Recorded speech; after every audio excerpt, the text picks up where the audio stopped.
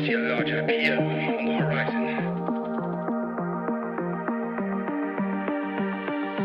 You're surrounded by journalists. Hold your position.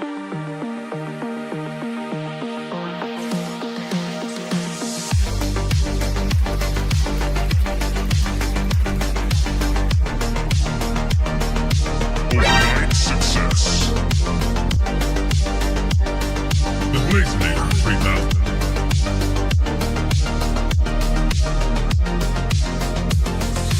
Double blaze. Right.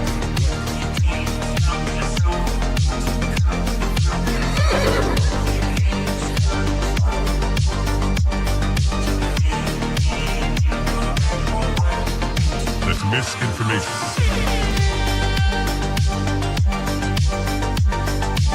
Marking clearing order inbound.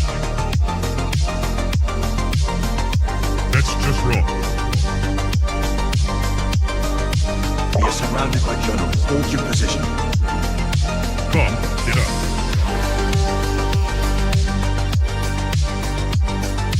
Trust the experts. 5 cookies. We are experts. Founder mode. 5 cookies. I see multiple journalists on the horizon. Stand by. Experts. UAV online. Blaze. Double blaze. Triple blaze. Double kill. 5 cookies.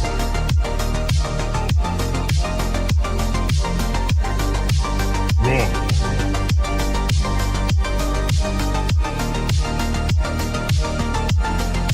Pump is up. Blaze.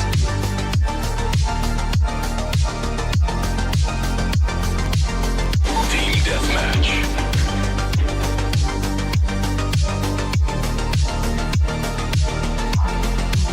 We are experts.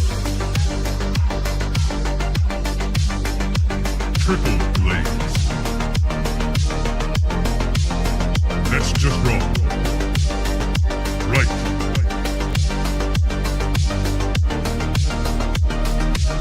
Marking clearing order inbound. Come, get up.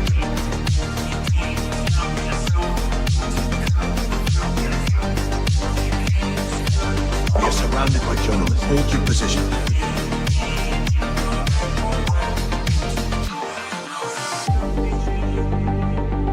Strike 1.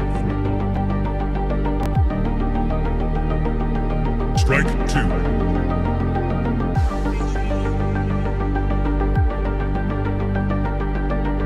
Activate Golden Retriever mode.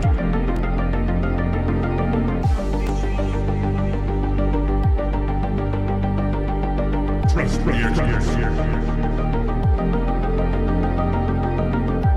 Marking clearing order inbound. 5 cookies.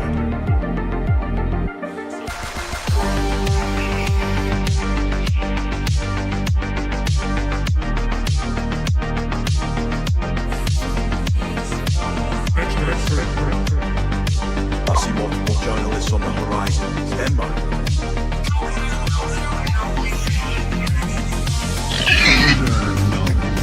Push that every time.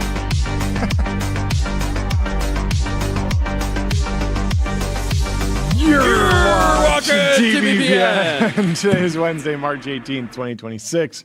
We are live from the TBPN Ultradome, the Temple of Technology. The Fortress of Finance. Let me tell you about ramp.com. Time is money, save both. Easy to use corporate cards, bill pay, accounting, and a whole lot more, all in one place. Let's also pull up the linear lineup Of course, it's the system for modern software development. 70% of enterprise workspaces on linear are using agents. We have a great show lined up. We have Matt Wang from Paradigm joining at the end of the show. Cameron from Maximus is coming in person. We got Andy Fang from DoorDash. Matt, New Multiply. acquisition. We got a great lightning round. Chris lined from up with AdQuick. 2 Chris's. We're going back-to-back Chris's today. Anyway, thank you for tuning in. Thank you for watching TBPN. As always, the big news of the day, more news out of NVIDIA GTC. Lots of NVIDIA announcements. The stock is up. It's a $4.44 trillion company, last time I checked. That is big. NVIDIA's been on an absolute tear. And some really promising things with the Grok acquisition already, or like pseudo acquisition, the deal, the Grok partnership. They're already starting to explain a little bit more about how those two technologies fit together. And there's some good coverage in Stratechery about that. But the big news out of NVIDIA yesterday was that NVIDIA says it's restarting production of AI chips for sale in China specifically. So Jensen Huang says the company's supply chain is fired up after months of mixed signals from the Chinese market. We've been tracking this for a long time. Of course, chips were banned for sale to China in 2022 by Joe Biden under the CHIPS Act. That also unlocked billions of dollars in incentives for American chip manufacturing. We began following the Intel story. We began following the Huawei story. There were a number of different initiatives. And then the narrative flipped back and forth on what are the risks and what are the costs and benefits of actually selling chips to China. Back in 2022, after the CHIPS Act, if you want to read up more on it, we've interviewed Chris Miller, the author of Chip War. It's a great book. I highly recommend it. We should have him back on. That'd be amazing. About that time. Yeah. Ben Thompson's also covered the story throughout. There's a whole bunch of good stuff in Stratechery on chips in China. And the calculus has always been pretty clear. Like on the first pass, the first order effects, AI is an important technology. America wants an advantage in the AI race, the AI build out.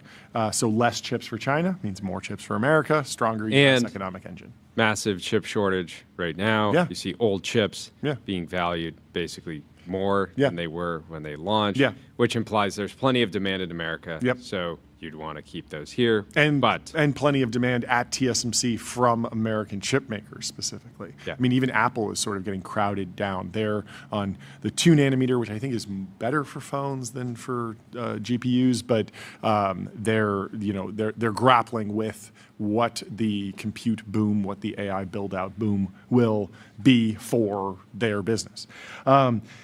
But the second order effects are what are more complicated. So in November of 2022, I was writing about this, and I said on a YouTube video, in the past, China's dependence on foreign technology companies has been seen as a key bargaining chip. Why would China invade Taiwan when they need to keep TSMC's manufacturing facilities online? Chip manufacturing is extremely precise. One of these factories isn't going to withstand a rocket hitting it. So if there is any sort of broad military action in Taiwan, TSMC probably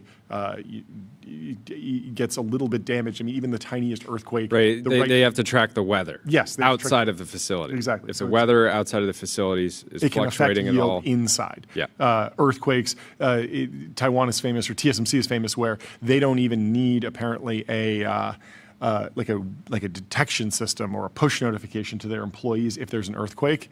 If the employees sense that there's an earthquake, they just get up and go to the factory and start working on things. It's not like they need to we need to email all the employees. The employees just know, because that's the level of sensitivity over at the TSMC fab. So if you want to keep TSMC producing chips, you can't invade Taiwan. And so by banning the export of chips to China, the cost to China of a Taiwan invasion decreases. And so if China can't access TSMC chips anyway, it's a lot less risky to go to war. And that was always the risk with hardcore chip bans, that you'd create an increased risk of geopolitical conflict. And in 2022, the Russia-Ukraine Russia-Ukraine war was about 6 months old.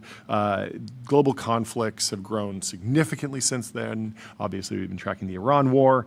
And America's military is potentially stretched thin, so the risks of a Taiwan conflict are higher than ever. And so you add to the fact that everyone agrees that we will be in chip constrained, a chip shortage through at least 2030.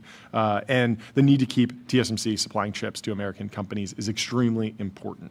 It's always been difficult to parse the various arguments around selling chips to China because there's an insane amount of money at stake, and many, many people whose basically their full-time job is to advocate for a particular position. I was talking to a friend who is interfaced with a lot of the different groups in Washington, and there are like huge think tanks, huge lobbying organizations on both sides. Because there's so many different interests going on. Yeah, like, not to mention how much of everyone's retirement accounts NVIDIA actually makes holding up the world economy, right? That's the meme. And that's certainly true.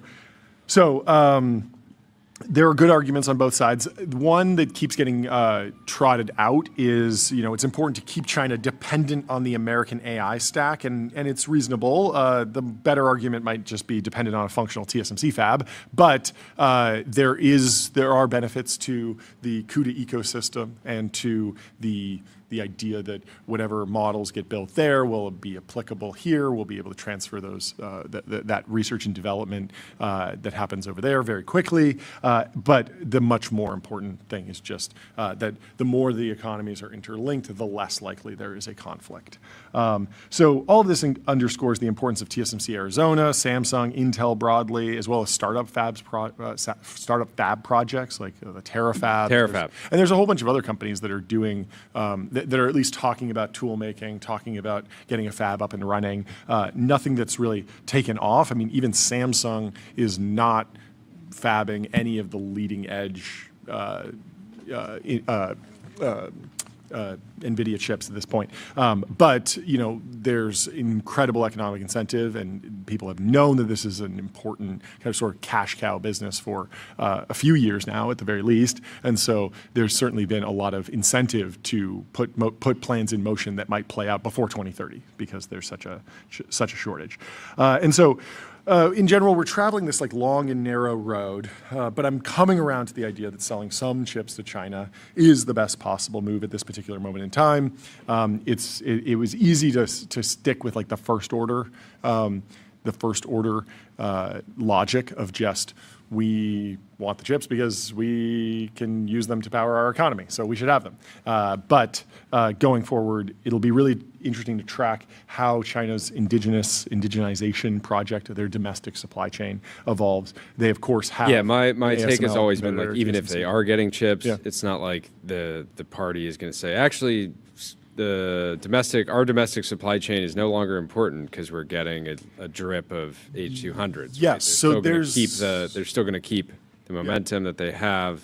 It just wouldn't be like them. There's a lot of debate over that because momentum comes from you can take scale. some of the wind out of the sails. Yes, but they can just spend. You can more slow the momentum dollars. Potentially. That's the argument. Is that by limiting demand, there's a local fab in China that just says, a chip maker that says, okay, well, our demand is half as much, so we can't afford to scale. Sure, we have the money, but we don't really need to deliver this because there's no buyer, so you don't get the process level of execution. You don't get the excellence that comes from actually needing to run the real business. It becomes more of like NASA than SpaceX. That's always the risk with you're just throwing government money after it. Before we move back to the Wall Street Journal, let me tell you about Figma. No matter where your idea starts, Figma Make, Claude Code, or Codex, or Sketch, the Figma canvas is where ideas take shape and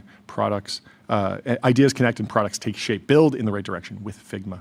And let me also tell you about Public, investing for those who take it seriously. Stocks, options, bonds, crypto, treasuries, and more with great customer service. So, NVIDIA and the Trump administration have been involved in a complicated tango over the sales of its advanced artificial intelligence chips in China. Last April, the Commerce Department halted exports of the H200, a processor NVIDIA designed explicitly for the China market. That was the nerfed H200 that was not supposed to be able to train as advanced of models, but it was reported that the high flyer team behind DeepSeek sort of figured out how to use those chips effectively. So there was a debate over, is the H20 actually just as useful as the H200 or close to it or closer? Well, it's sort of a moot question now because H200 is coming to China, which is the more advanced version, the not nerfed version. So the company's fortunes turned again in December when the US said it would allow NVIDIA to sell its H200 processor, a chip that is a generation behind its most powerful series of GPUs. So this is not the B200, not the Blackwell. This is the Hopper, but it's still very advanced. In China, as long as the company shared 25% of its sales with the US government, so there's basically an export tariff. GPUs, or graphics processing units, are powerful chips used in AI, training AI models. I think everyone knows this.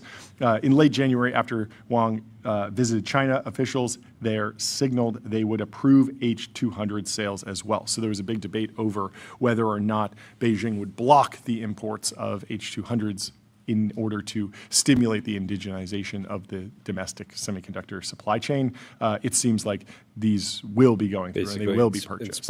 Inspire local industry to grind harder. Basically. But you have a whole bunch of AI labs that are not in the fab industry, that are not involved in the verticalization process, and they just want to train great models because they have real businesses. Like they're running Alibaba or Baidu or any number of companies, and ByteDance wants good AI and they want the best chips, and they're not really interested in getting into the supply chain at a deep level, at least in the short term. So, but until Tuesday, the status of the B200 or the H200 in China was unclear. In NVIDIA's most recent earnings report, the company said that although it had received approval to ship small amounts of H200 products to China, to date we have not generated any revenue from those sales.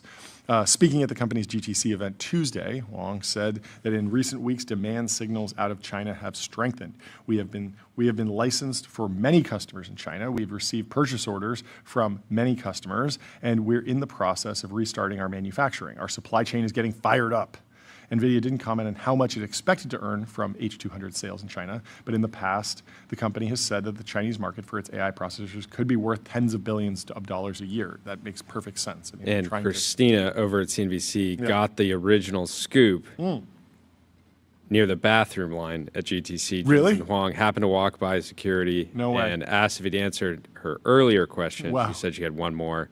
You said you got China purchase orders. That means you got the green light from both sides? He said yes. Wow, that is a scoop. You never know. Right there. As a scoop athlete, you never know where your next scoop is going to come from. Seriously, you got to be ready. The sticking a microphone in someone's face as they're walking by really does make sense. With the camera flashes. Yes, going. yes. Jensen loves answering some questions on a microphone line. Chinese authorities approve NVIDIA's H200 chip sales. Source says, and Tior Taxes says Xi Jinping has given up the situation with the H200 sale in China summarized.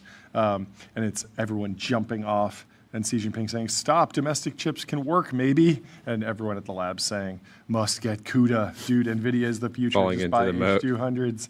And they're falling into the CUDA dependency moat.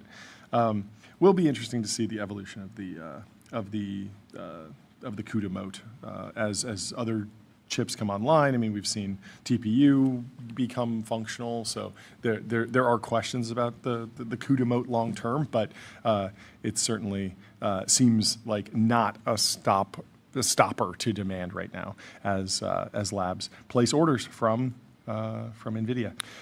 In other news, J.R.R. Tolkien used Gen Z brain rot slang over 70 years ago. That's how ahead he was. And the quote, maggots jeered the end cigars, you're cooked.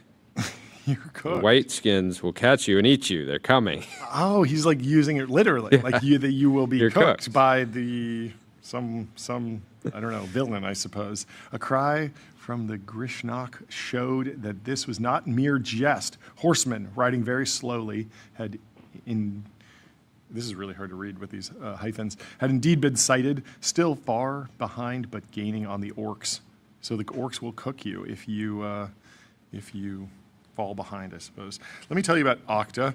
Okta helps you assign every AI agent a trusted identity so you get the power of AI without the risk. Secure every agent, secure any agent with Okta. And let me also tell you about Lambda. Lambda is the superintelligence cloud, building AI supercomputers for training and inference that scale from one GPU to hundreds of thousands. NVIDIA's biggest GTC announcement was a $20 billion bet on the same problem that Cerebras solved 6 years ago, says Andrew Feldman, the CEO and founder of Cerebras. Shots fired. Shots fired, indeed. He says their next-gen inference chip, not available yet, has 140 times less memory and less memory bandwidth than Cerebras. To run a single 2 trillion parameter model, you need 2,000 Grok chips. On Cerebras, that's just over 20 wafers. Even paired with GPUs, Grok's maxes out at 1,000 tokens per second. We run at thousands of tokens per second today and every day in production now. Why? When you connect 2,000 chips together, every interconnect has latency, every cable has overhead. It doesn't matter what your memory bandwidth is on paper if you're bottlenecked by the wiring between the thousands of tiny chips. We solve this with wafer scale, one integrated system, little interconnect tax. Jensen told the world that fast inference is where the value is. He's right. It's why the world's leading AI companies and hyperscalers are choosing Cerebras. And so he puts up a little graphic of Cerebras versus Rubin plus Grok together on one system. And he is touting 90 times the amount of memory, 90 times the number of chips needed to run a 2 trillion parameter model. I don't know how relevant, I don't know, is there, or I wonder how this scales relative to, well, what if you're not running a $2 trillion parameter model? If you're 5x lower, does this number get much more manageable? It does feel like he's talking his book here, but I don't know. There probably. But it's a big book. It is a lot to talk about. It's a big chip.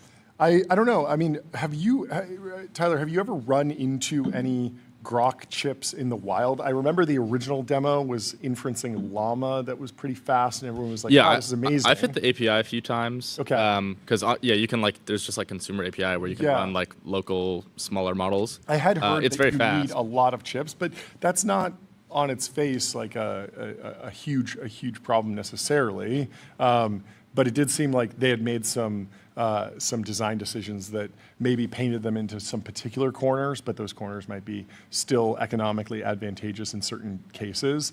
But yeah, I mean, it was definitely still slower than there was the Chat Jimmy thing, right? Because that's very much it's literally the model baked. No one can beat Chat Jimmy. Well, I mean, do we know that that's what's happening with the ChatJimmy.ai demo? Because the Grok demo was very much we have a chip, here's a demo.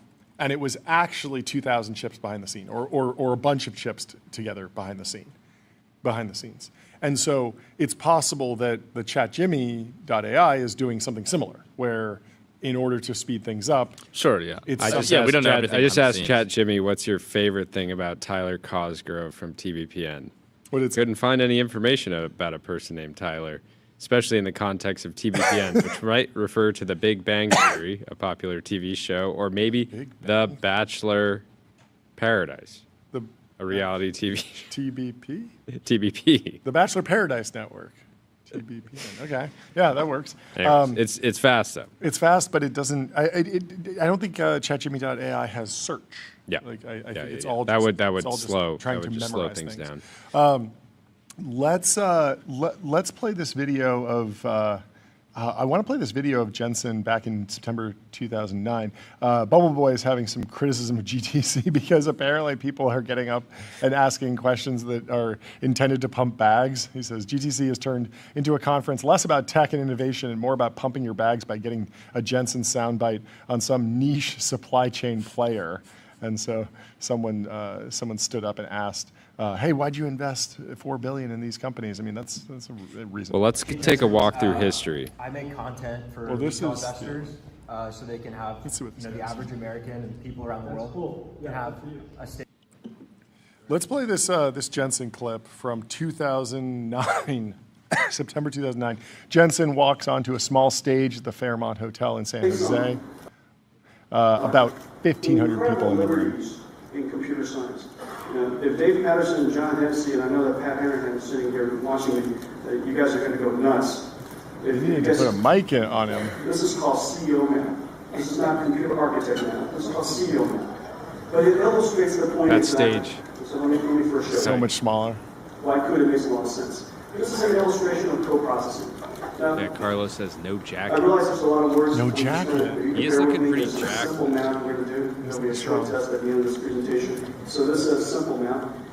The first section on top is an example of a program that is parallel intensive. And on the bottom is an example of a program. What is this person doing with the sequential. camera? And the way that I simply made it is the serial code part of the parallel intensive program takes about 1 second to run.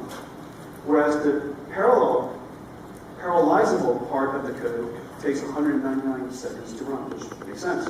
It's an enormous amount of data. NVIDIA was a $7 billion company when this happened. A very long time to run. So 199 Jensen seconds. kept saying the GPU wasn't just a gaming chip, it was a computing platform. Kept saying parallel processing would reshape every industry from medicine They're to like, finance. yeah. Just put the video games in the bag, bro. Seriously, yeah. This was, before training neural networks. Wow. Pretty remarkable. 17,000 people are at GTC 2026 now, packing a hockey stadium, watching the same guy explain what comes next. Very interesting. Anyway, let me tell you about MongoDB. What's the only thing faster than the AI market? Your business on MongoDB. Don't just build AI, own the data platform that powers it. LinkedIn. Semi-analysis is over there, slopping it up. They say LinkedIn is the only social platform where you can post a sloppy reaction poll and it will get tons of engagement. We need to do this. Wow, they're just really throwing shots. I give LinkedIn a chance. On a long enough timeline, they will all come to X. Yeah. It might take 30, 40 years. They'll make it over to the dive bar eventually. Yeah, maybe. And so I like that semi-analysis leans into the particular rough edges of every platform. Like I follow them on Instagram and they actually post just hilarious vibe reels and brain rot. It's just like brain rot. Yeah. Yeah. But often it's Completely it's not. our I'm the clips. only one that's liking them. I Yeah, comment me on and a lot of you. the videos. Yeah, I comment too. Yeah. It's amazing. They are not having broad success, but as far as what Instagram Well, it's like feels the fine details of Yeah. Inference Max or something. Yeah. And then it's like Minecraft parkour over it. Yeah. Good stuff. I was in a few of them because they clipped our interview with Dylan Patel from Cisco AI Summit and put some videos on there. But there's a hilarious one where it's it leads in with some text about semiconductor analyst explains this thing, and then there's just no audio while he's explaining it, and then it just cuts to me and I'm like, And then it cuts back because we were editing the footage. And so I don't even know if it was a mistake upload or it's intentional, but it's all very, very funny. Apple cracks down on vibe coding apps. It's over for you, Tyler.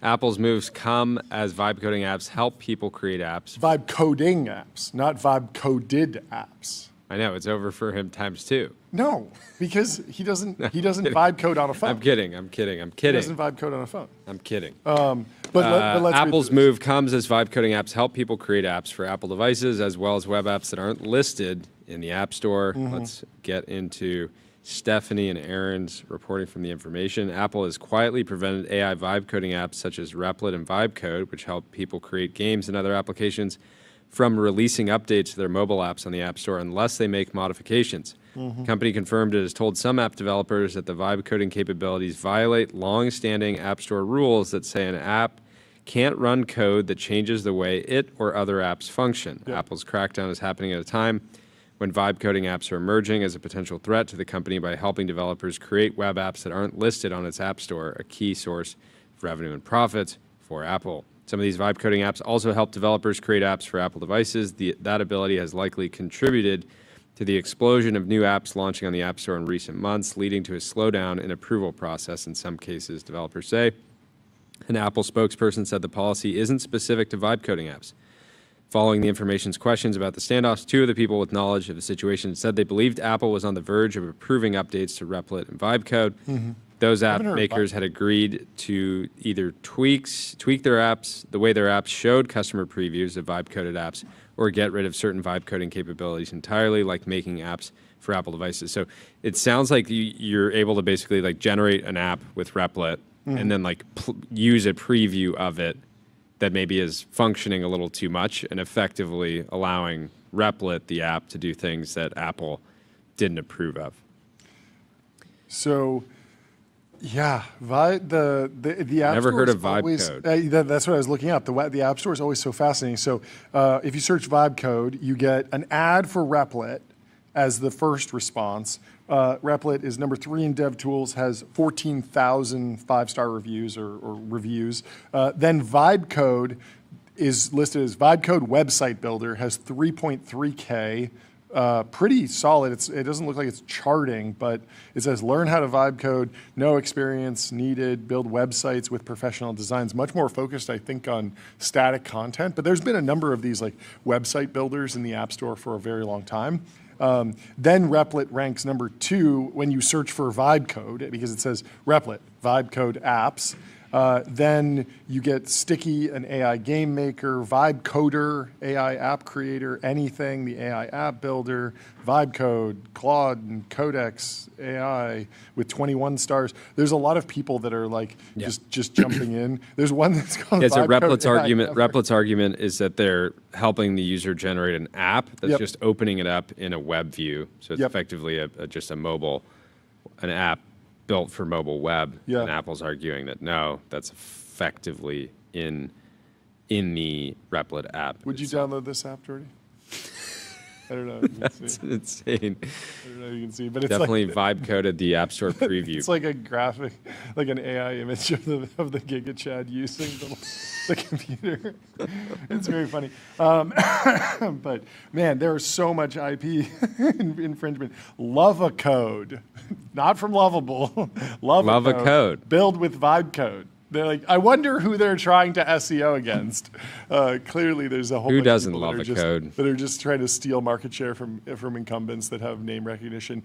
Do you remember that company that was doing vibe coding on the iPhone, and they would tap your phone and basically airdrop you the app? We talked to them at YC Demo Day last year. Yeah. And there's a number of these companies that are trying to be like the AI game store, sort of like the meta simulator, like build a simulator and create a harness that's really good at vibe coding a game. It feels like a really valuable category if you can crack it, but you are going to be bumping up against the App Store all the time. You just have to compete with Sam Altman, Dario Amodei, Yeah.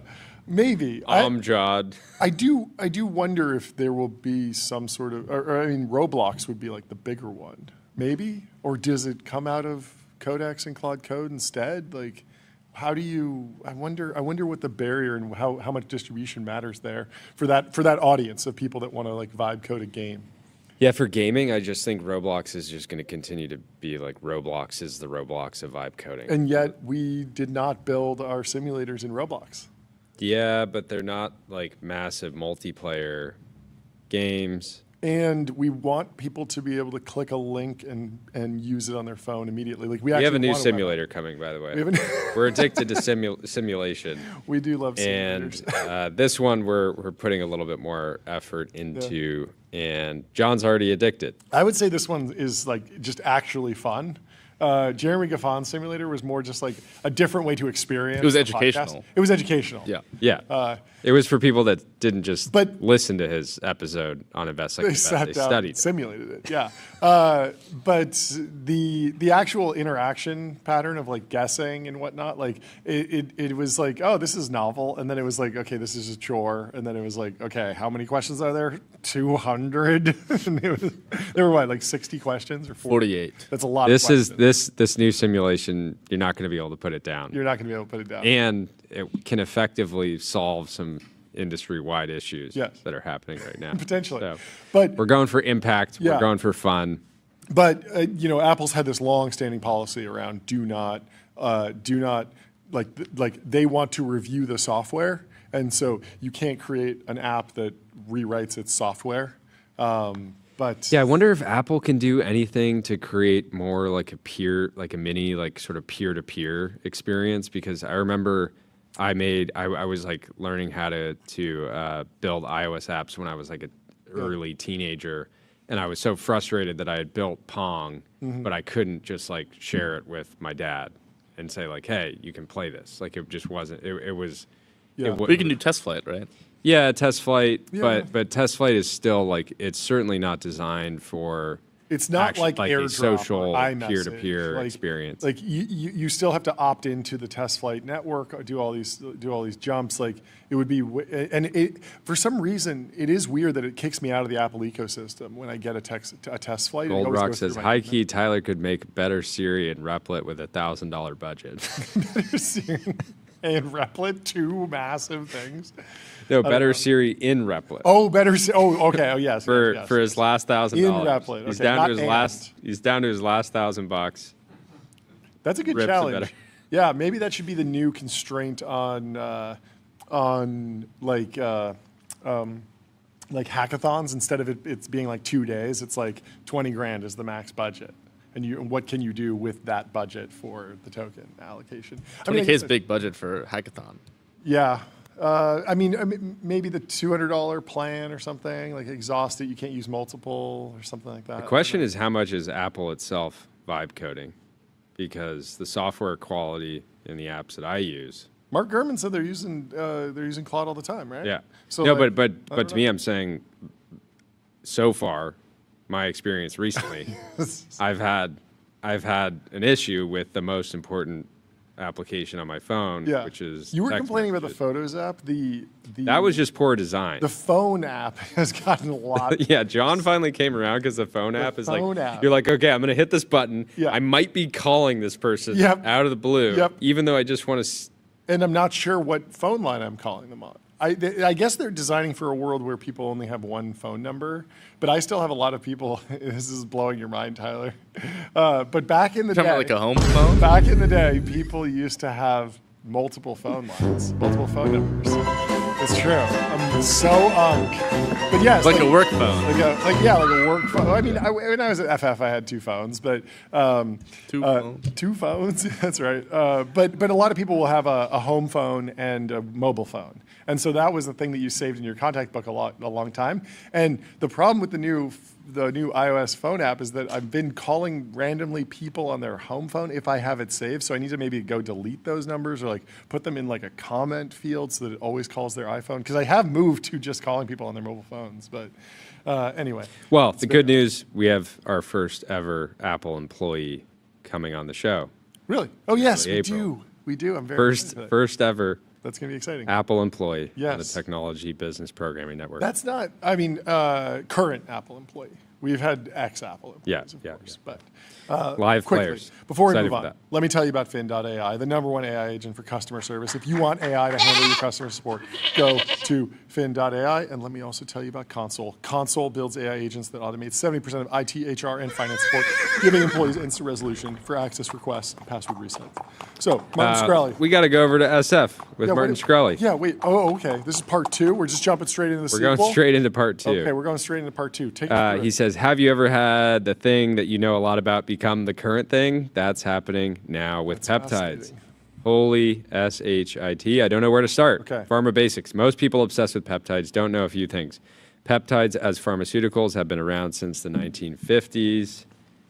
Overnight A success. peptide is just a small protein. Peptides have 1950, so that's like have extremely 10 short minutes before 8 half-lives. p.m. yesterday. What's that? 1950. That's like 10 minutes before 8 p.m. yesterday. Yes, correct. Peptides have extremely short half-lives, often on the order of seconds or minutes. So if you're saying you're interested in peptides, you're saying, I'm interested in biopharmaceuticals, but only drugs with very weak Pharmacokinetics. I know that one. Pharmacokinetics, that's a new word for Yeah. me. Drugs of which peptides are a subgroup usually have a specified target.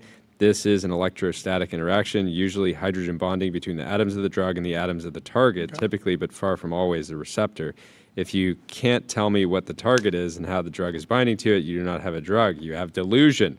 Next, drugs are rigorously tested rigorously, not only for safety reasons, just identifying the pharmacokinetics of a substance, how it travels in the body. Pharmacokinetics. Pharmacokinetics. It's a collab. Between pharma They're linking and kinetics, building. Okay. Exactly. Is arguably the most important starting point for any medicine. How is it metabolized? What is its half-life? Without this basic information, you can't even begin to have a medicine. Mm-hmm. You can start pharmacokinetics in animals and scale to humans, but you also need a therapeutic hypothesis. Yes. This is a thoroughly vetted biological idea considered a priori as to why this medicine just might work. You very rarely discover these after the fact. Determining target engagement requires assays. Assays. Assays. This is going to be a rough one. This is a rough one. Also, I guess I didn't pay priori, not a priori. Brutal. A priori Brutal. assumptions. Exposed. What assay was your drug tested in? What did it show? Direct target engagement is very important to falsify your biological hypothesis. And you can continue, John. Preclinical studies are so manufactured and fraudulent in today's day that I wouldn't rely on them for biological hypotheses unless they are from an incredible lab, were done a priori, etc. There we go. Clinical reality is far harsher. Without a double-blind, placebo-controlled study, there is often nothing to talk about. If I hear, but I know dozens of people, one more time, exclamation point, exclamation point, exclamation point, screw the FDA and pharma. Really? Really? Coming from Martin Shkreli, he is saying maybe don't screw the FDA and pharma. When most of the SF and elsewhere crowd talks about peptides, they're not thinking, and this is going to be a hard one for me, octreotide. They're thinking some random stuff that's been thrown in animal models and is not FDA approved. Look, I'm not a softie. If there was a drug that could help me or my family, I'd find a way to get it. But I'm also not stupid and spent 20 years looking at pharmaceuticals. Drug companies like to make money. Drug companies love looking at random molecules and putting them in clinical trials. There are thousands of biopharmaceutical companies that are publicly traded. It is not hard to do a clinical trial from a university. If your drug has never been tested, there is a reason. The reason is not that you are a biopharmaceutical genius who has found something cool that everyone else missed. The FDA plays an important role. They make sure that whatever is on the label is actually in the drug. That's why prescriptions are important. If I operated one of these research chemical shops, wildly illegal, I might add, I would just ship people alanine or something. No one would have any idea that it was that it wasn't BPC BS or whatever is popular right now. The other side of the argument. But Martin, there has to be some unapproved drug out there that's useful to take. Yes, there are plenty. That is how I made a living, says Martin Shkreli. But it is not for you, world traveler, to think about this. The things you know do not apply to pharmaceuticals. It's not that you're not smart. I'm sure you're smarter than I. It just takes practice and time to understand medicine. I believe some places will even require you to go to school before you can decide who takes what drug. Just ask your doctor for medical advice. There's a reason you don't do surgery on yourself, fly a plane by yourself, etc. But Martin, I want to optimize my health. You could fly a 747 though. I could. That is That's the thing that I take. I agree. We don't with have this. We don't need studies. I don't to need a know study. that you could land. I could land a 747 if I needed to. If it was asked of you. Yeah. Oh, 100%. But Martin, I want to optimize my health. No, stop it. You're not sick. It's all nonsense. Leave medicine to physicians. You do not know what you are doing. Become a physician if you are that interested, or spend a lot of time and money on biopharma. I have zero doubt you'll change your mind. There are no healthcare professionals that I know of who give an SHIT about these unapproved research chemicals. But there are actual people. There are actual dying people in the world. Duchenne muscular dystrophy, PCAN, Lafora. Go fix those diseases. You'll make someone and their family a lot happier than LARPing that you know about medicine. This has to end. Interesting. Lots of debate. Yeah. So we are going to have a debate. Max Marcioni from Superpower will be coming on Monday at 12 to debate Martin Shkreli, the professor himself. So we're going to have a little debate. Superpower, I believe, sells these small proteins. Yeah. And so it'll be an interesting conversation. So Monday at 12 Pacific, we can look forward to the great debate. So there's some conversation in the comments here. Michael Drugan says, when people talk about peptides, they mostly mean things like retatrutide, Reta, which is in stage 3 clinical trials and looking extremely good, or BPC 157, which has tons of clinical and anecdotal evidence. Your critique is just self-aggrandizing fluff that falls apart when you apply it to the actual examples most people are using. So he's saying, look, most people aren't using this stuff that's like crazy far out there. They're just pulling forward things that are actively being worked on by the pharmaceutical. Just another pod guy says, great post. Would be even better if you were in a flow state with a low dose of Reta. Martin does not think, he doesn't like BPC 157. He says BPC 157 has no evidence, LMAO. Retatrutide is literally a biopharmaceutical from Eli Lilly. Pirating yeah, I mean, the concern with Ozempic BPC 157 has always been that it could accelerate cancer growth. Yes, I saw Creatine Cycle talking about this. It stimulates growth. Yes. And so because it hasn't been studied yes. well enough in humans, that is a risk that people, I think, should be aware of. How much of this is actually because of people's AGI timelines? Like, is there a real overlap in San Francisco between, like, yes, it might give me cancer in 20 years, but I think we will cure cancer in 10, so if it makes me look good in the next 5. But I think it's all about people just want some type of edge. Yeah. They want to alter their state. Yep. It's somewhat basically human nature. Yeah. You can make the same argument for why you should wait, though, because then in 10 years, AGI will create like a super drug that will just instantly make me jacked. Oh. Right? Okay. So it's like you can do it either way. But no one has a decade to wait to be... Yeah, you want to be jacked now. Because all things equal, if the cancer risk of both scenarios is 0, you'd rather be jacked for 45 years as opposed to 40 years. How much would we have to pay years. you a day to not lift anything heavier than a single piece of paper? There's no amount of money you no can amount pay of me. money. That's right. Exactly. You can't wait 10 years. Ridiculous. Let me tell you about Turbo Puffer, serverless vector and full text search, built from first principles and object storage, fast, 10x cheaper, and extremely scalable. And let me also tell you about Cisco, unlock critical infrastructure for the AI era. Seamless, real-time experiences, new value are unlocked every day with Cisco.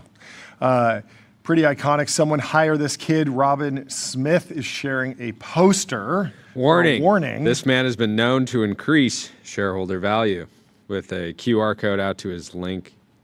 I love this. And his name is Lachlan von Egmond. That's a great name. And he's looking for a job as a summer 2026 electrical engineering intern. And I cannot recommend this gentleman enough. He has the correct mindset to go into a summer internship, optimizing. Lachlan von Egmond, you should get a job as an electrical engineering intern. But if you don't, hit us up. Yes, this is good marketing. Yeah, you can. Maybe we could hire Ben. Maybe we could hire this guy to work on our little electrical engineering problem back here. We got a lot of cords. It's just under doing the cable desk. management. I think that he has bigger fish to fry. Aspirations, But whatever increases shareholder value the most, he might go for. If you can handle cable management in the Ultradome, you can go far. Dependable thermonuclear work ethic. That's a good phrase. Thermonuclear work ethic. He says he's smart with a capital S. And he shares his email. So if you're looking for an electrical engineering intern this summer, give Lachlan a call or shoot him a quick email. Let's head over to Eric Seufert at Mobile Dev Memo. He writes, private credit and the AI value reallocation. Starts with a quote, the essence of technology is in a lofty sense ambiguous. Such ambiguity points to the mystery of all revealing, i.e. of truth. Martin Heidegger, I like it. Says, a familiar intuition about the emergence of any new technological paradigm is that new methods of engaging with the world create uncertainty, which is most easily interpreted through the lens of perceived negative outcomes. As private credit markets deteriorate, it's tempting to not only to blame AI for that decline, but also to extrapolate any dislocation to its logical extreme. That is, where rising default expectations among software companies are increasingly framed as early signs of a global systemic crisis. The most convenient analogy is the GFC. And yesterday, Carried No Interest was giving a little bit of a doomer take around some of these software private equity deals, but he was not ringing alarm bells to the tune of the global financial crisis, correct? He was just saying that some of these deals are underwater, some of these investment professionals might be needing to join different firms to find different opportunities, sort of the bull case for special situations, right? Yeah. Leaving the firm and be like, I didn't really work on it. I was an investor, but I didn't do much investing during 2018 to 2022. I was mostly just sitting there saying, guys, like, I don't think we should do this deal. I guess the beauty of private credit is that you have all these different funds that are being deployed, that have been deployed on different time horizons, that have longer time horizons in general, right? And so you can have basically like a rolling collapse versus like a versus like a run on the bank where you have like one day where everyone realizes rolling collapse. It's kind of like the worm. Like you were doing the worm yesterday. Yeah. It's kind of like that. Yeah.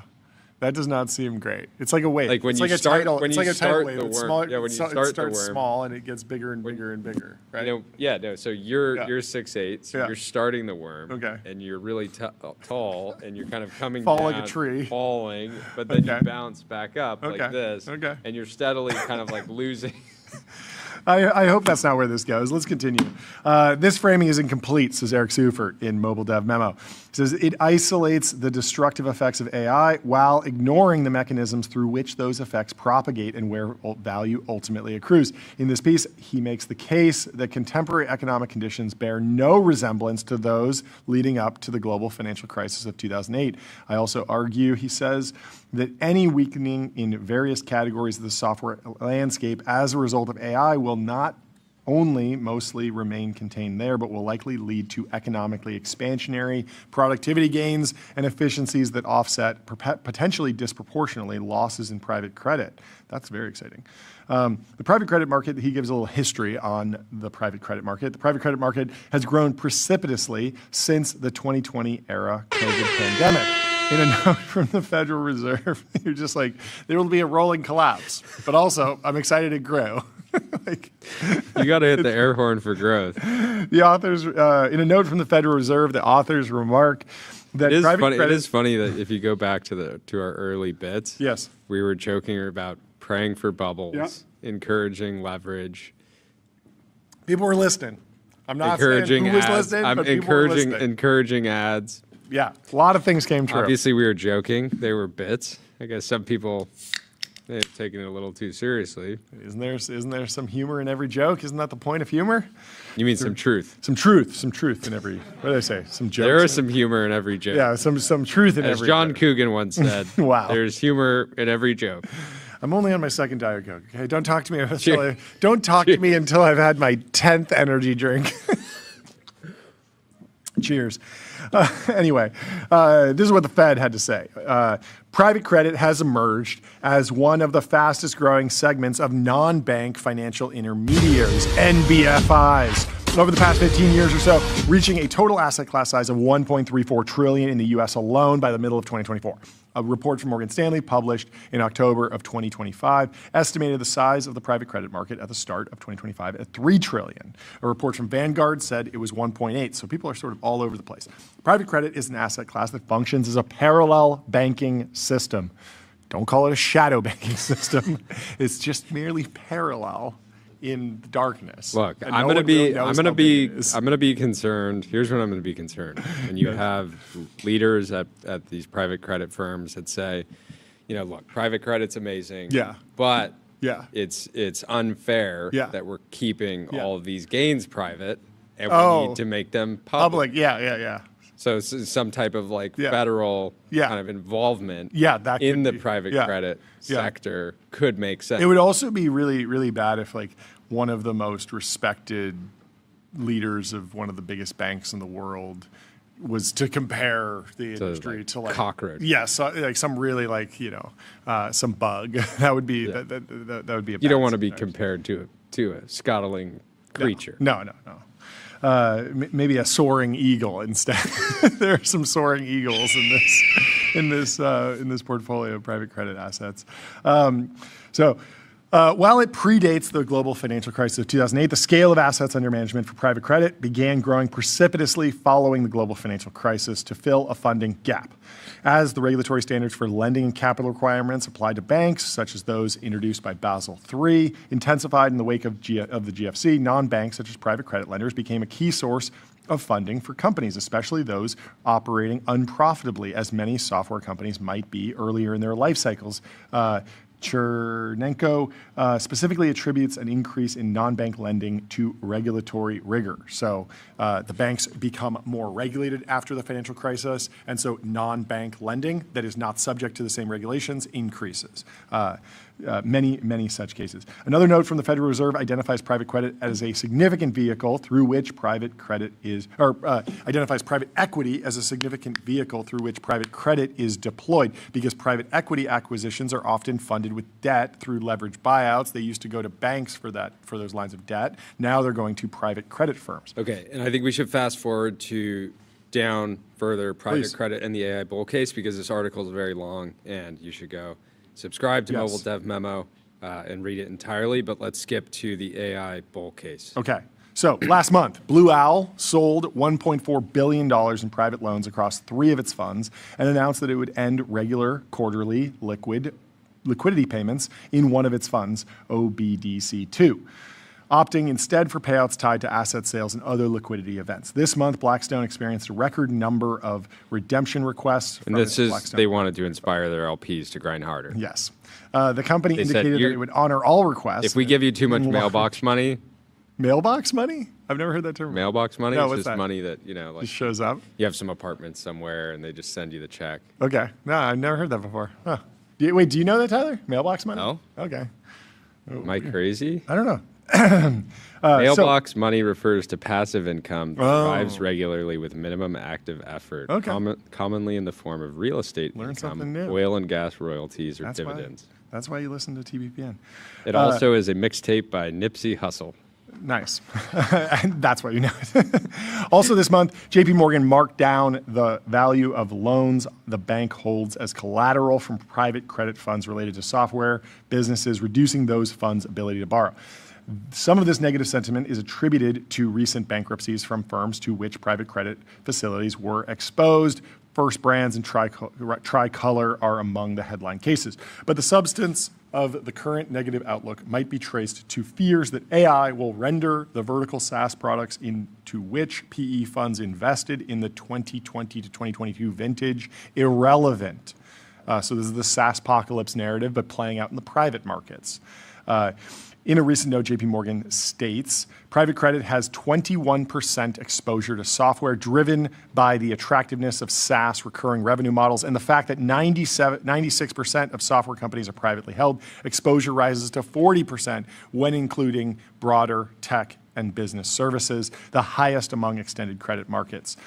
We see software volatility as a sector-led reset rather than a start of a macro default cycle. Similarly, last week in an analyst memo, UBS proposed that investors increasingly want to talk about AI disruption and our tail risk scenario, a rapid, severe AI disruption. This is not our baseline. This 21% exposure thing is important because when John Zito was talking to the Journal, or he thought he was talking off the record and was being a little candid, he was saying, I would expect, some of these loans to only recover 30 to 40% of the overall loan value. And that just says to me, okay, if you have 21% exposure, but you can get 30 cents on that. Yeah, still recover. You're down 15% overall. Yeah, it's not. But the goal is not to be down at all. Yeah, but you're also getting, a lot of these companies have been getting interest. You've been getting some amount of interest back on the loans. Yeah. So, but again, it doesn't feel like you're getting anything close to a GFC style systemic risk yet, especially when you account for the fund kind of time horizons and the fact they can just say, sorry, you can't get any money out right now. So here's what the Swiss bankers over at UBS had to say. They said, what is new is a clearer catalyst, rapid, severe AI disruption, assuming contagion impacts not modeled in our earlier note. We anticipate U.S. HYLL and PC high-yield leveraged loan and private credit defaults could rise to 3 to 6%, 8 to 10%, and 14 to 15% for private credit, respectively. Blue Owl's updated redemption policy has been compared to BNP Paribas' suspension of redemptions for 3 funds exposed to U.S. subprime MBS in August of 2007, roughly 1 year before Lehman Brothers failed. For reasons I've stated above, I think that comparison is flawed. The GFC was a systemic crisis driven by leverage, opacity, and reliance on short-term funding. Mortgage credit risk was embedded throughout the financial system and amplified by opaque securitized products like CDOs, CDO squared, and CDO cubed securities which established tight interdependencies between institutions. Furthermore, the deep interconnectedness of the U.S. financial system rendered the GFC inherently systemic. Home prices were tethered to a mortgage derivatives market that was amplified in value by complex instruments that couldn't easily be valued or understood. The same isn't true of the private credit market, writes Eric Seufert, which comprises relatively straightforward bilateral loans and is largely concentrated within private equity-backed companies and dedicated credit funds. While pockets of stress have emerged, the system is less dependent on short-term funding and less tightly interconnected with core financial infrastructure. While the total value of the private credit market is vastly larger than the high-yield energy debt market of the 2014 to 2016 period, my belief is that distress will remain similarly localized and not spill over into the broader economy, since there are limited direct risk conduits into the core banking system or short-term funding markets. So further, valuation multiples for PE-backed software companies, and especially vertical SaaS companies, are compressing for two reasons. One, rising interest rates have increased their debt burden as a result of their floating rate loans. So a lot of these companies were sitting at, with Fed funds rate of 3%. Now it's at 6, or I don't know what the Fed funds rate is, but interest rates have basically doubled since the ZIRP era.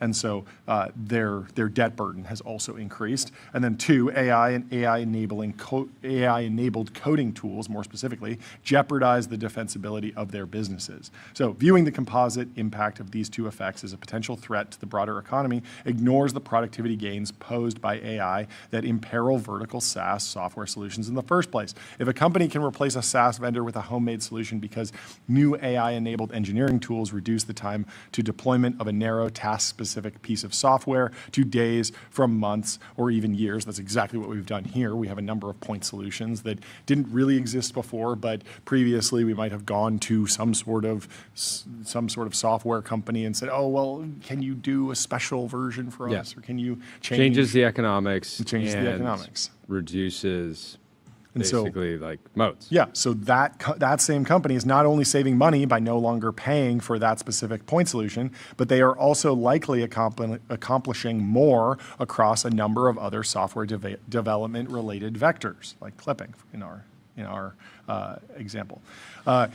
What might be critical here is the hurdle rate in terms of labor to accomplish any task. If one person can build software now with assistance from AI-enabled development tools that previously would have required a team, then building software becomes more accessible generally throughout the economy. For small companies, there is no build versus buy tension. The base cost of SaaS solutions may have simply priced them out of the market completely, since hiring a software development team is likewise unattainable.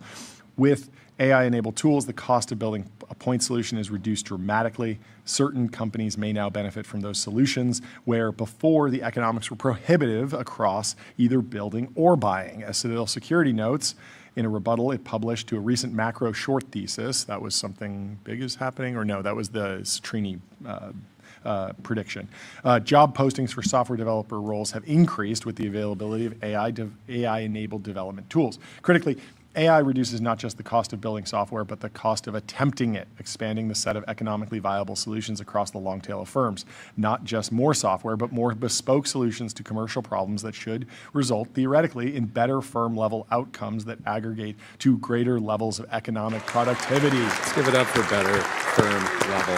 Philippe Aghion, who won the Nobel Prize in Economics last year, speaks to the expansionary effects of technology in his book, The Power of Creative Destruction, co-authored with two other authors. Automation is thus not in and itself an enemy of employment. Automation is not an enemy of employment. By modernizing the production process, automation makes firms more competitive, which enables them to win new markets and therefore to hire more employees. This is what we call a productivity effect.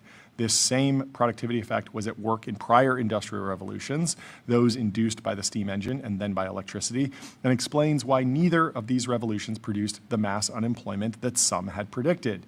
How can we reconcile this optimistic conclusion with the more pessimistic finding mentioned earlier that automation has a negative effect on employment at the level of commuting zones? One response is to invoke the difficulty of measuring automation and robotization at the commuting zone level, as we discussed earlier. A second possible explanation is that firms that do not automate sufficiently, end up downsizing their employment, outsourcing their production, or simply going under. This would reflect an eviction effect of automation on employment. Firms that invest significantly in new industrial equipment substantially lower their likelihood of going out of business over the following 10 years compared to firms that do not make such an investment. It is thus not automation or manufacturing processes that causes firms to eliminate jobs, but rather missing the critical juncture of automation and consequently finding themselves forced to reduce the scope of their activities or even exit the market. In other words, it is through the process of creative destruction that automation can lead to job losses. In that sense, the vertical SaaS companies acquired by PE firms under low interest rate conditions face headwinds, not just from rising rates, but also because it's simply more costly as a result of institutional momentum for them to rebuild their workflows and internal development processes around AI than it is for a company to establish those workflows and development processes in the first place. In other words, established companies face higher costs in adapting to the AI era than do new entrants or companies that are internalizing these tools de novo, and PE-backed firms are fundamentally averse to cost increases. All right. Go subscribe to Mobile Dev Memo. And before we get to our first guest of the show, we got to check in with Jeans, the restaurant in New York. They are weighing in on private credit. They say if you think private credit is a problem, wait until you find out about the annuity businesses they all bought. I love that that this story has gone so broad that it is now being posted to the Instagram stories of New York restaurants. But that's where we are in this cycle. Anyway, let's move on to Andy Fang, the co-founder of DoorDash, who is waiting for us in the research waiting room. Let's bring him into this email show. Andy, how are you doing? Hey, what's up, guys? What's happening? Good to see you again. Welcome back to the show. Wait, actually, we did not have you on the show. No, I was never on your show. I'm sorry. Yeah, my first time. Yeah, Stanley and Tony were both on the show. That's right. That's the boys. Is it just the three? It's just the three of you guys, right? Or is there a fourth? Yeah, it's the Three Musketeers. The Three Musketeers. Mm-hmm. How's life these days? How's 2026 going?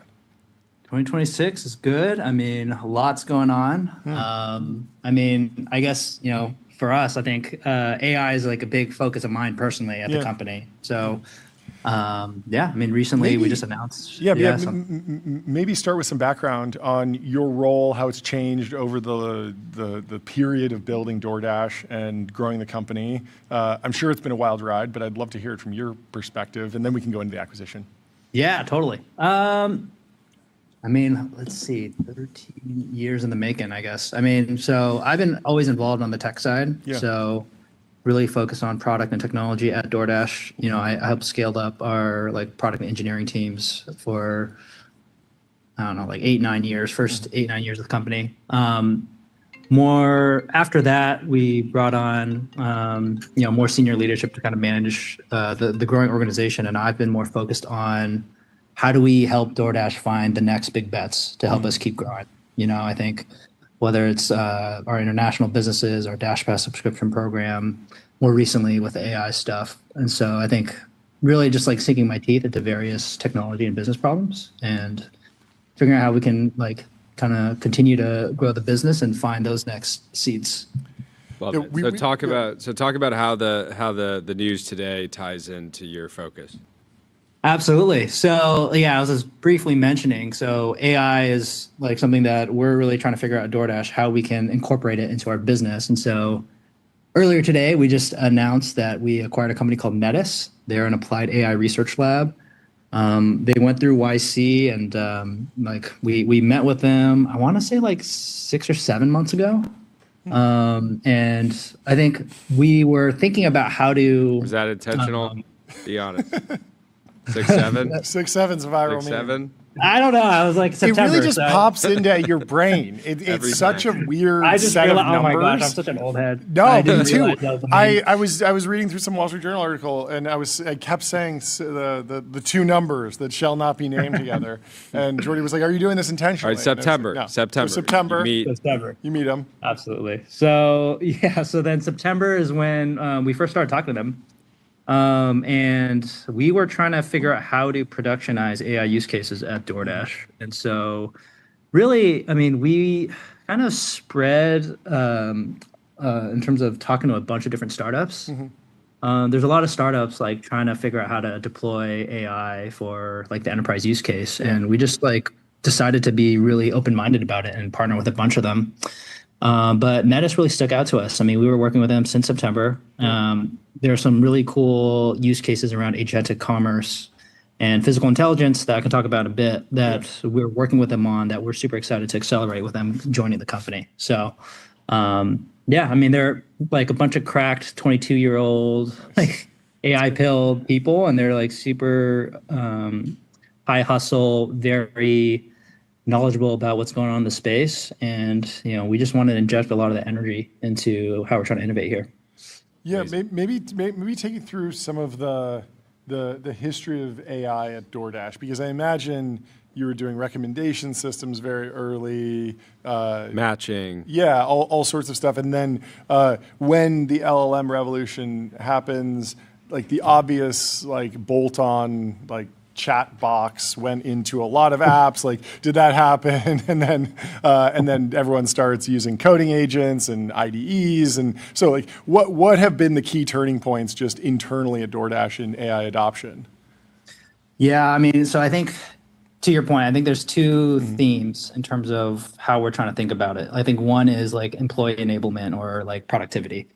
I think obviously you guys are very well aware of like since November, basically, I think there's been an explosion, especially on the coding side in terms of people being much more productive. I'd say, I think at DoorDash, our evolution in terms of AI on like the product facing side has been a longer journey in the sense that I think we've been trying to figure out how this all fits into our marketplace and how this would benefit our customers. Like to your point, I think a lot of people, ourselves included, we're just trying to bolt on some sort of chat box just to see how it would play in. And I think one, when we did that a couple of years ago, the LLMs were not nearly as smart. But two, I think we just need to be more thoughtful, like how do we integrate this into the experience? And I think agentic commerce is something that a lot of people have been talking about and trying to figure out. And for us, I would say like agentic commerce is basically figuring out how we can leverage this technology to make it actually easier for restaurants to run their business and for customers to like find what they want on DoorDash. You know, I think one of the big problems that we've had on DoorDash is, and what people tell me all the time when I talk to them is like, look, Andy, like you guys got a ton of selection. I have no idea what to order. You know, it's like there's so much, you know, so many different restaurants and all these different cuisines. Like I'm having like decision paralysis right now. And so I think like that's a very interesting problem where we feel like AI can be beneficial in helping you like find what you want and give you confidence in that as a customer. So one of the greatest luxuries or first world problems in life is decision paralysis on what to eat. It comes for everyone. Yeah, have you been seeing folks like vibe code sort of like plugins or add-ons or features that then you can potentially use to adopt or roll into the actual roadmap? I swear I saw someone post something about this where they vibe coded basically a Chrome plugin that would filter DoorDash for vegetarian options. And it was like a pretty mature functionality, and they just went through like a series of prompts and got to like something that they were very satisfied with. But that feels like they're sort of doing the R&D on their end, and then once it's working, you can actually bring that back. I'm wondering about this like primordial explosion of you know, people building custom software and then the pipeline to actually bring that into the business as new features. That's interesting because I think there's something, I haven't heard of that one specifically, to be honest, but I think there has been a lot of interest is like, hey, like, can you figure out a way to like enable whatever my agent or like whatever software I'm building to integrate into the DoorDash ecosystem? Like I've gotten some pings from founders and be like, yo, when's the DoorDash CLI coming out? And I'm like, hold on, like, well, we need to figure what that means. And I think I would say, you know, and we also did something with OpenAI in terms of like being an early partner with their apps ecosystem and stuff. So we're trying to figure out how we want to play in this space, to be honest. And wait, so just walk me actually through that OpenAI partnership, because like, wouldn't that be the CLI? Like if I have Codex, that's a CLI. And then if you have a partnership with OpenAI, can't Codex CLI talk to DoorDash then? Or is there some break in the chain that needs to be resolved? I think it's more like in ChatGPT. It's like it's not really accessible through Codex, I don't think. So I have to tell Codex to go use ChatGPT, open a web browser, click on the ChatGPT box. Exactly. It is weird, like these unhobblings are so like intuitive, and then you realize that, okay, there's actually some sort of business reason or whatnot. Yeah. Yeah, I mean, I think a lot of people are just trying to throw stuff at the wall and see what sticks. Yeah. So I think one thing that we've been finding really like getting a lot of traction, especially with like what we're working with Metis on, is like, I think there's some actual agentic workflows, like customer facing workflows that we're working on that. Like just like us playing around with it the past couple of weeks, like we legitimately think this is going to be something that's going to be beneficial to customers and help you find what you want and help you order like.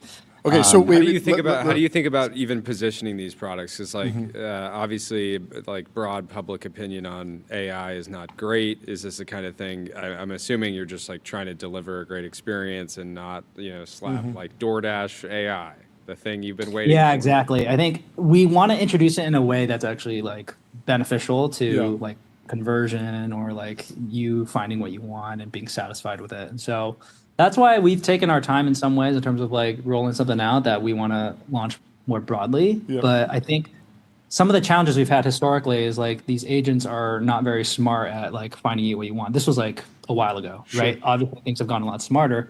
The question is, how do we leverage the intelligence that, a lot of like harness building, context engineering type stuff.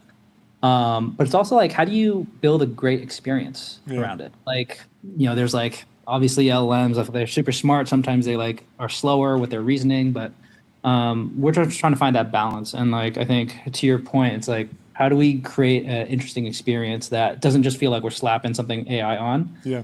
Are you going to do anything with voice at all? Like I can imagine somebody in the DoorDash app saying like, hey, I want Chinese food. I want to avoid This seed is where oil. it tells you that they integrated with Siri a decade ago.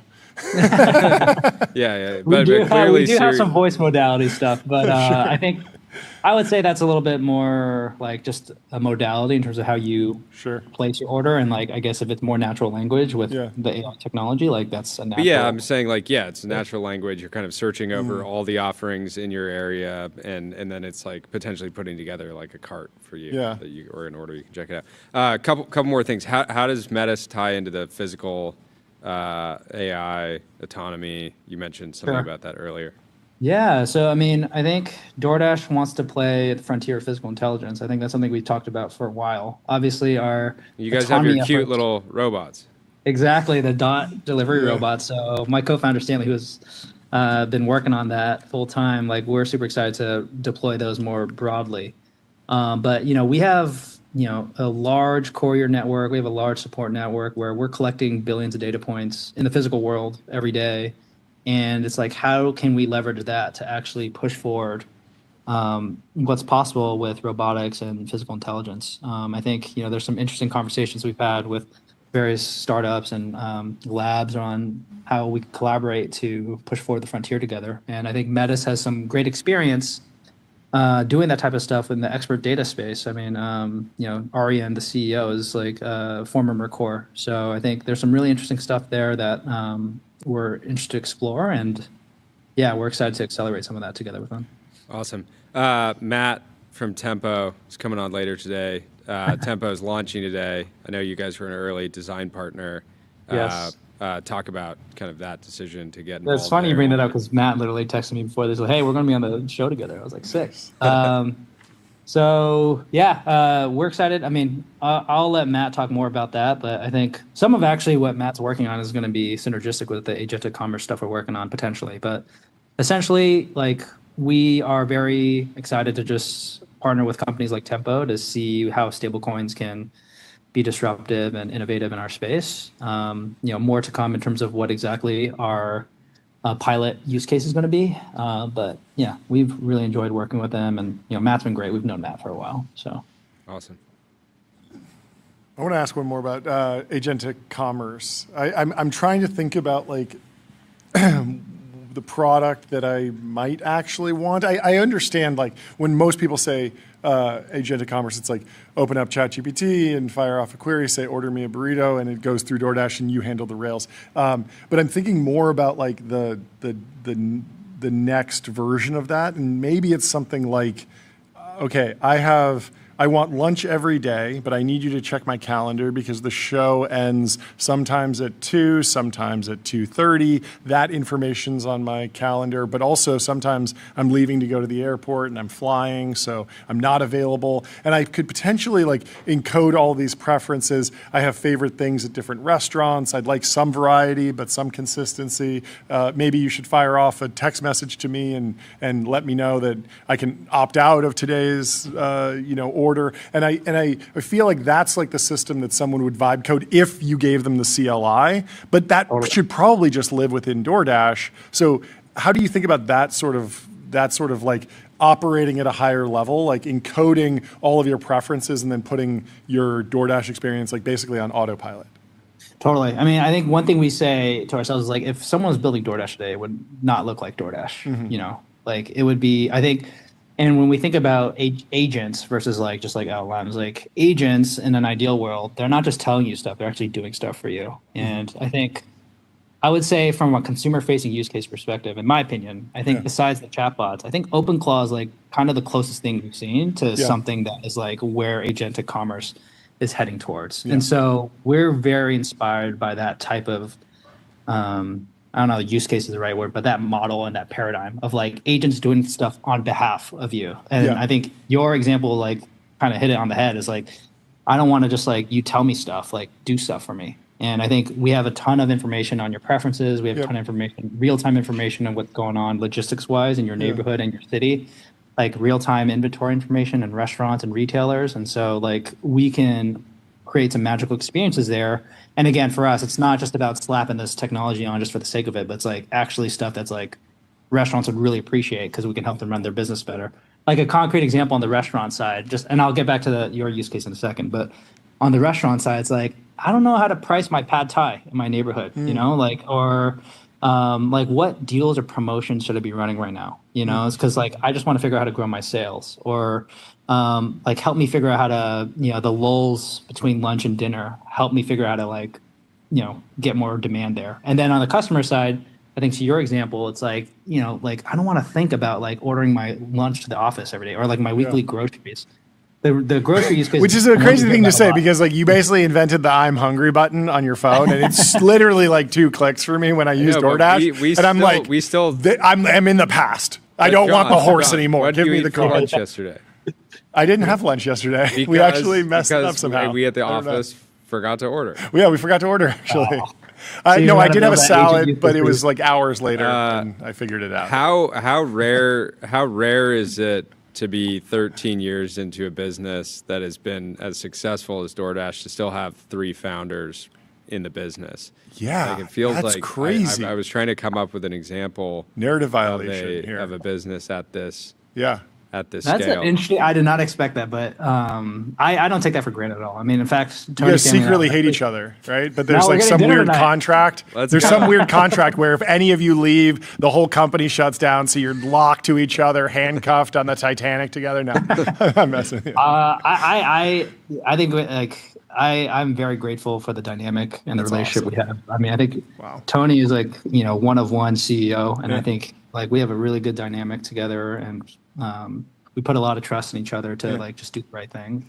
Have you guys always had the same roles basically, and sort of known, okay, I'm not going to step on this person's toes in this particular region because then there's mutual trust, as opposed to like a lot of founding teams, they get in trouble when it's like there's 3 people that want to be CEO and they're like fighting over it constantly. I mean, that's usually what happens. No, yeah, it's true. I mean, I would say we delineated our responsibilities pretty early on, and I think Tony's role has stayed consistent. I mean, CEO is CEO. But I think Stanley and our roles have evolved around both how to stay on the forefront of innovation, but also just making sure like we're thinking about like what are the most important problems to solve.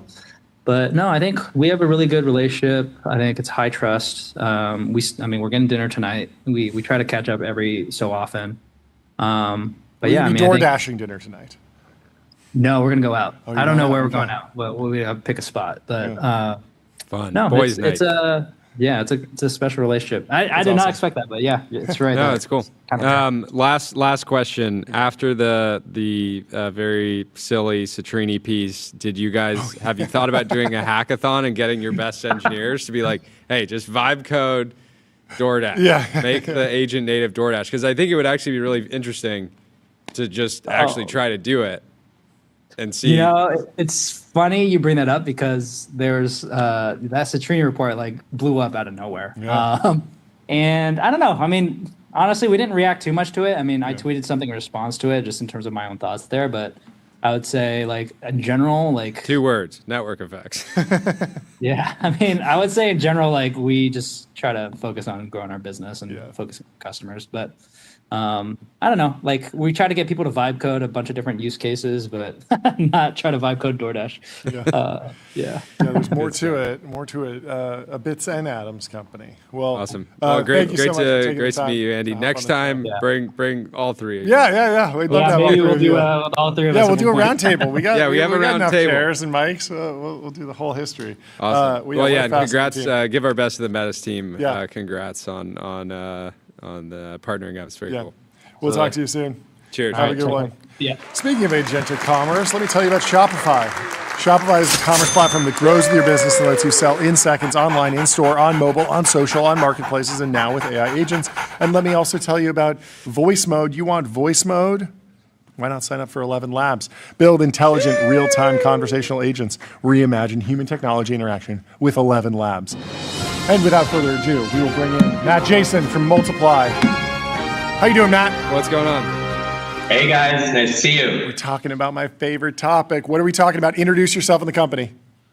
Right on. So my name is Matt Jayson. I am the founder and CEO of Multiply. And we are the first ever hybrid AI media agency for B2B companies.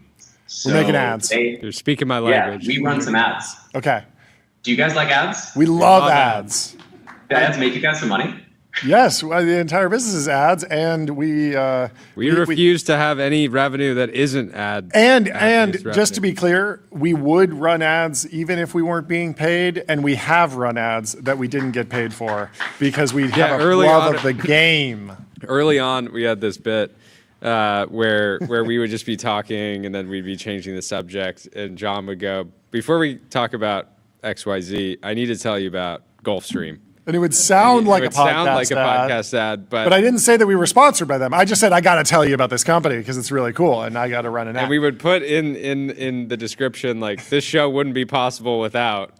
And then just a number. We weren't being paid. It's just like it wouldn't be possible without them because they're awesome. I love this company.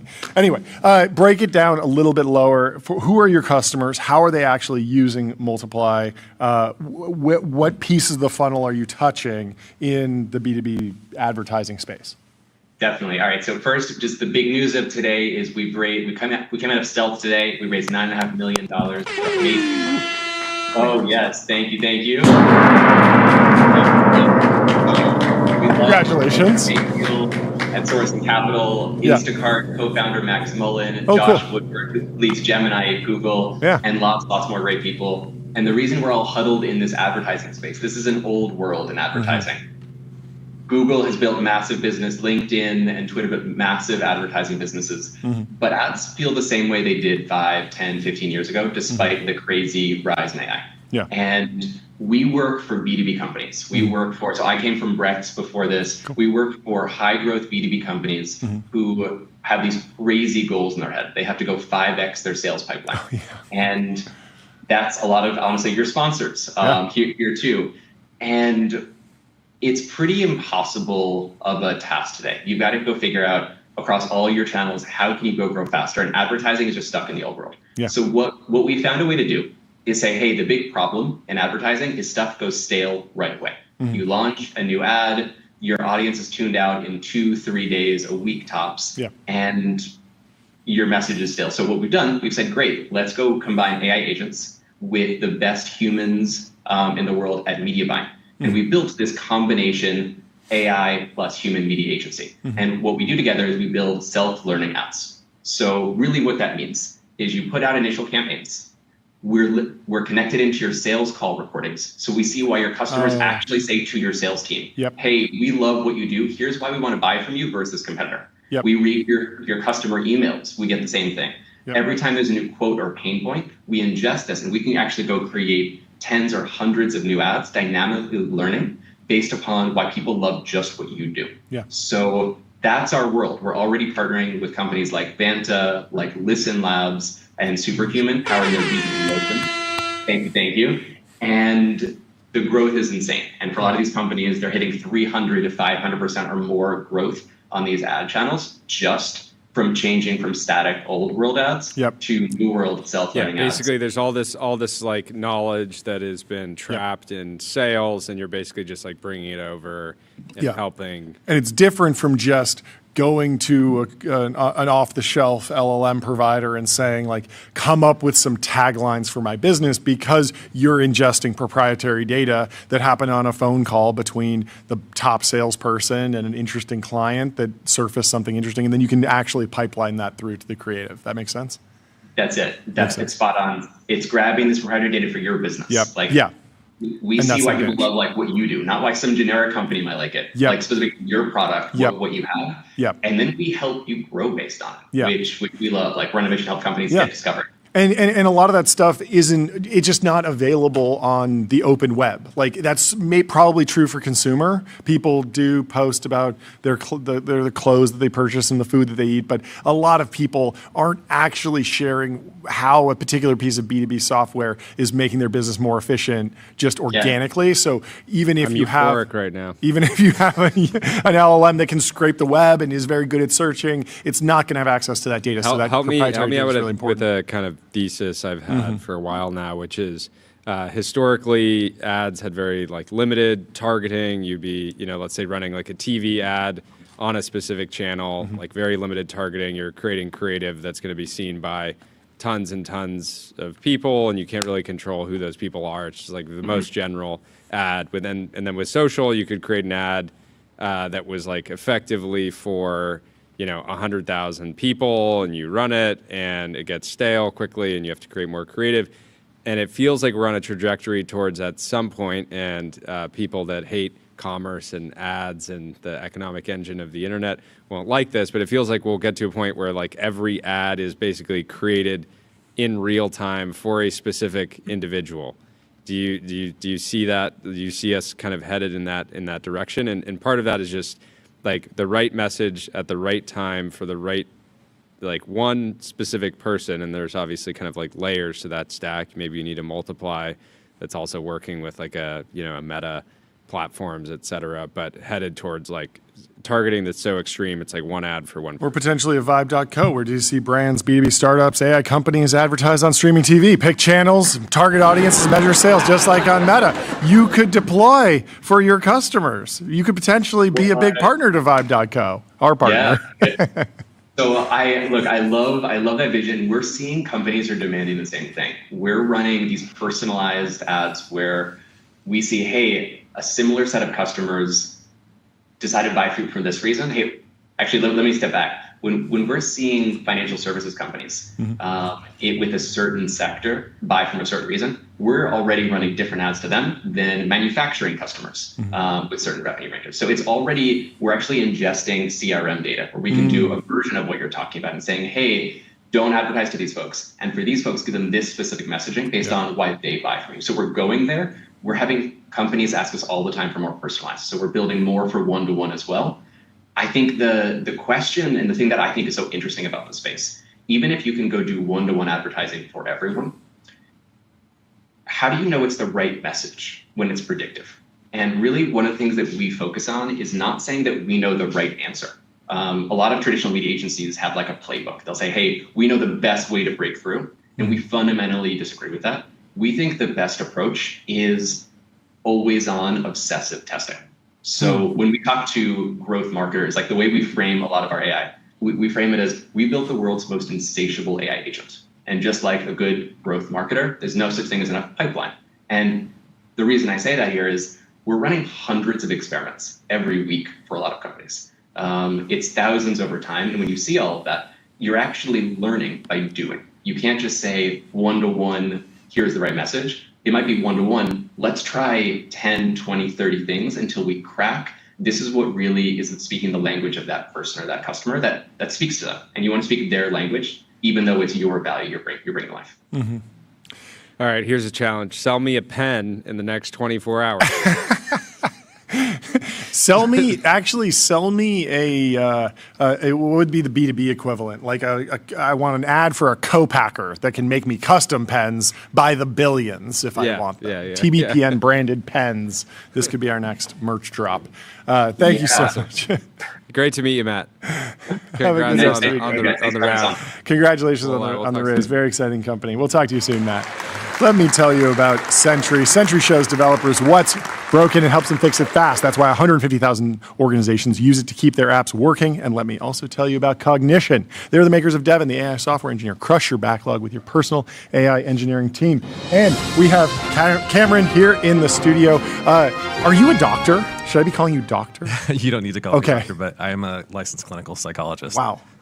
Congratulations. Give a little bit of your background, explain the company, and then obviously I want to dive into the current thing, which is the Peptide Debate. Of course, yeah. So I'm Dr. Cameron Sepah. I'm a licensed clinical psychologist. I served as an assistant clinical professor of psychiatry at the UCSF School of Medicine for over a decade. That's a good school, right? It's the number 3 medical school in the country.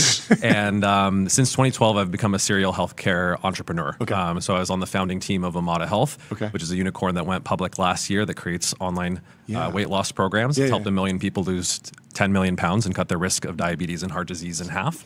That's a great KPI. The thing I'm much more proud of than the financial outcome. Spent a year at Trinity Ventures on the VC side of the business, and now I'm currently the founder and CEO of Maximus, where we are pioneering performance medicine. And what's the core focus of Maximus? Obviously, we're going to talk about peptides, but you've been in the business since before the peptide boom, correct? For sure. Okay. Yeah. And peptides is really, almost like a meaningless term. It just really means like drugs. It's a particular chain of amino acids that are getting hyped right now. But performance medicine spans hormones, peptides, and other small molecules. Yeah, it does. You'll appreciate. So we were at a conference in 2024, and it was like we had just started kind of doing the show. And we were asked to give a talk kind of last second. So we were like, oh, what should we talk about? And it was meant to be like somewhat of a provocative subject, and we were making the case that basically founders should be on like a performance drug stack, right? Yep. And that venture capital firm should have platform teams. Platform teams should be like helping them. They have their go-to-market team. They have their brand team. They have their They'll help you with hiring. They'll help you optimize your performance stack. But how important is performance these days outside of bodybuilding competitions? Yeah, I think a lot of, in fact, the trend that we're seeing, this huge consumer wave, whether in peptides or sort of performance enhancement, really trickles down from professional athletes and bodybuilders. Yeah. One kind of hack I describe is you can look at the WADA list, the World Anti-Doping Association, and that gives you a pretty good indication. And that was our point. Is like there's no banned substances. I mean, there are like actual legal drugs, but there's no governing body in business that says you cannot take these because they work too well. Yeah. Exactly, right. And I have a private practice on the side. I work with the top Silicon Valley CEOs and VCs, and I can tell you, without naming names, a lot of the folks that you interview are taking essentially doctor-prescribed but performance-enhancing substances in order to be more effective at their jobs with less stress. And what does that mean, effective? Because you just being in shape and being able to walk around and not be too tired during the day, that's valuable. But then there's also focus if you're working on a spreadsheet or programming. Like there's so many different levers to pull on performance broadly. How do you narrow it down? Is it case by case? Yeah, so the way I describe it, I think there's sort of 5 foundational health behaviors. So diet, exercise, sleep, stress management, and intimacy are the 5 things that are critical for health span and lifespan. And let me make a little bit of an analogy that I think really captures the field of performance medicine. So Steve Jobs used to love to tell a story about how there's an article in Scientific American that would track how effective various animals of the world are at locomotion. So who can travel a kilometer with the least amount of calories, right? Now the condor, a bird, was the most efficient animal. And human beings... Right? It just soars, right? Human beings, despite being, the crown jewel of creation, were like a third of the way down the list. So it was pretty unimpressive showing. But someone had the bright idea, and they said, if you give a human being a bicycle, they skyrocket to the top of the list. And so Steve would make that analogy that the personal computer is the bicycle for the mind, right? And really revolutionize the world with that idea. I'd argue now we're seeing the precipice of two new revolutions in that AI is the motorcycle for the mind. It's not only as smart as a PhD, but it has all of the PhDs and can work 24/7. And similarly, we're seeing a revolution in biology and this shift towards performance medicine.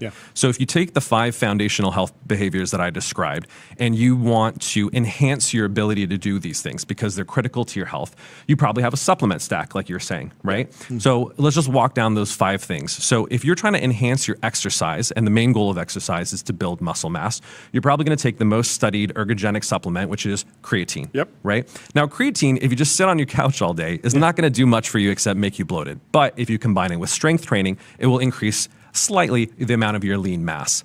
Now, what happens if you introduce testosterone? Now, testosterone, there's a great study that was done. Don't get John started. Don't tempt him. There was a great study that was done that gave guys testosterone and told them not to exercise. They gave another group, they told them to exercise without testosterone, and then obviously the combination. Now, the combination obviously grew the most amount of muscle, in that testosterone and strength training are obviously synergistic. But the fascinating thing is the guys who took testosterone and sat on their butt all day grew far more muscles than the guys who were lifting weight 5 days a week without testosterone. Right? It is literally a cheat code. And so it literally mogs creatine, if you will, in that it is far more performance enhancing, which is why it's banned by WADA. And so really, if you want to grow muscle in the most efficient way possible, testosterone is clearly the best way of doing it. Now, what about diet? Wait, quickly on creatine, I have a question. So I heard a theory that creatine has benefits outside of muscle building, and the basic effect was that it helps with hydration. It's good to be hydrated. It's helping your cells retain water, which is why some people complain about creatine. Oh, it's just water weight, but water in your muscles makes your muscles look bigger, so people are happy with that. But that creatine could potentially be beneficial outside of a bodybuilding context. Yeah, so there's some recent studies that show that it can help with sleep deprivation. So there's some brain absorption Don't effects. you have to take a ton of it for that, though? I think it's a little overhyped. I've tried doing that on some shows. I'm like, I don't know, boss. I don't know if I can have another. I don't know if I can have the 50th gummy today to get my. Well, that's the irony, right? People are megadosing creatine in order to eke out some very slight performance enhancing benefits when they could be taking testosterone and having very clear performance enhancing benefits, right? So the other health behavior, diet, obviously critical for minimizing fat. Body fat. So the most common supplement that you can take to try to regulate your appetite is fiber, right? Almost everyone takes fiber in some form or another, whether through Whole Foods or a supplement. You might lose 1, maybe 2% of your body fat if you're consuming a fiber supplement. But now with these prescription GLP-1s, semaglutide, tirzepatide, its clinical studies are showing 14.7% weight loss, 22% weight loss. So it absolutely trumps anything that you can take in terms of a supplement, and it's obviously literally bending the obesity curve in America. That's remarkable. If you look at sleep, the most common over-the-counter supplement for sleep is melatonin, right? Melatonin mildly works. It can particularly help if you have jet lag. But what if you take a growth hormone peptide? So when you... That's really aggressive. It is, but think about this. Your growth hormone peaks at puberty, and it actually declines throughout your lifespan. And so... What if you stub your toe? Have you considered Tren? Well, Tren is an anabolic steroid that I would not recommend for most people. Or a stub toe. There's a lot of anti-aging. John's like, all right, you forced my hand. I'll take it. Yeah, for sure. But the fascinating thing is because growth hormone declines across the lifespan, you can take a growth hormone peptide and just restore yourself back to youthful levels. And that's what a lot of the scientific consensus is about. Not the super physiological levels, not getting your testosterone 10,000 times bigger than what it would be naturally. But if you are truly at a deficit, bringing you back in line. That's sort of the medical consensus, correct? Exactly. Okay. So there are growth hormone peptides now, sermorelin and tesamorelin, that enhance sleep, they enhance recovery, allow people to sleep back till they're towards that 7 to 9 hours of sleep. That's critical for physiological restoration. if you think about stress management, the other kind of fourth health behavior, the most common supplement that people take is magnesium. It helps you kind of be calm and kind of not be too stressed. It works mildly as well. But now you can take oxytocin. So oxytocin, you probably know, is sort of the love or connection hormone, right? We've actually developed a topical formulation of it. So you can actually apply it. I'll show you what it looks like. This is a little container. You can apply it intranasally or on thin skin, such as the scrotum or the perineum. It absorbs and it reduces cortisol, the stress hormone, and it helps people feel more connected, far more than a magnesium. So this is what the kick streamers need if they get frame mogged. Oh, that's true. The cortisol spikes. An EpiPen. Yeah, it will prevent actually a cortisol spike. So and if you're getting frame mogged, there you go. Yeah, you don't just dab it. You just apply it, I would say. And then finally, intimacy, I think, is the most underrated health behavior. Zinc is the most common supplement that people take in terms of enhancing sort of sexual function. But the ED drugs, tadalafil, Viagra, vardenafil. Yeah, there's been a big boom with Hims and Hers and Roman. Exactly. So people are taking that because it not only enhances sexual function in terms of erectile strength, ability to last longer, enhancing the enjoyment of sex, but it actually increases blood flow to all of your body and into your muscles, to your brain. People take it as a pre-workout. There's interesting associational research showing that it reduces the incidence of Alzheimer's and dementia. There needs to be further studies that needs to be done to substantiate that. But that's the future that I see, is that almost everyone right now has sort of that supplement stack. But I predict, this is my kind of bold prediction, is that the top founders and VCs in the next 5 years will be taking at least 3 of those 5 things that I mentioned. So testosterone to build muscle, tirzepatide to drop fat, testosterone to increase growth hormone and recovery, tadalafil to increase intimacy and blood flow, and oxytocin to reduce their stress. Okay, so those 5, so you have the 5 supplements and then the 5 drugs that need prescriptions, right? Is your prediction that the FDA will approve non-prescription versions of those exact chemicals, or that everyone will sort of elevate to working with a doctor that can actually write prescriptions?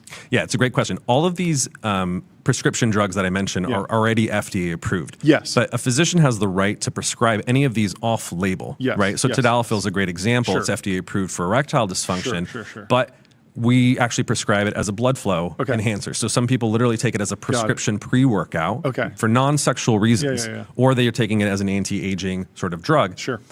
Because that's sort of the vision of performance medicine, is it's not just treating a deficit or a medical problem, but it's enhancing your health, your aesthetics, or your performance.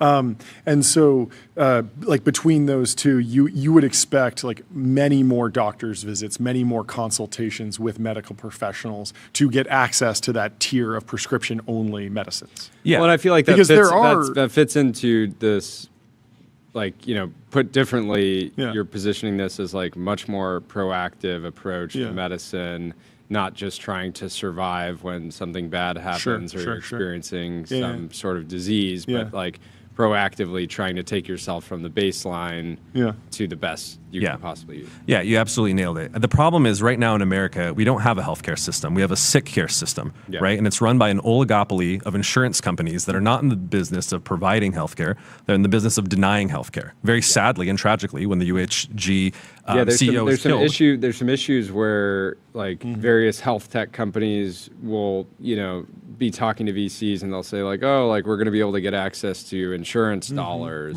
and the issue with that is that insurance companies don't care if something will make you healthy in 10 years because you're most likely going to be on a new insurance plan. Absolutely. So they're just wasting money, right? They expect the average American stays at their job like, low single digit years, I think. And so that just means like, they're like, that's great, you're going to be healthier later, but I'm not going to pay for the benefit of some other insurance carrier. Yeah, that was what we learned at Omada, because we sold through employers that if the employer didn't retain their employees for more than 3 years, there's no point of selling into it, because they're like, it's not my problem, someone else is going to have to pay for it.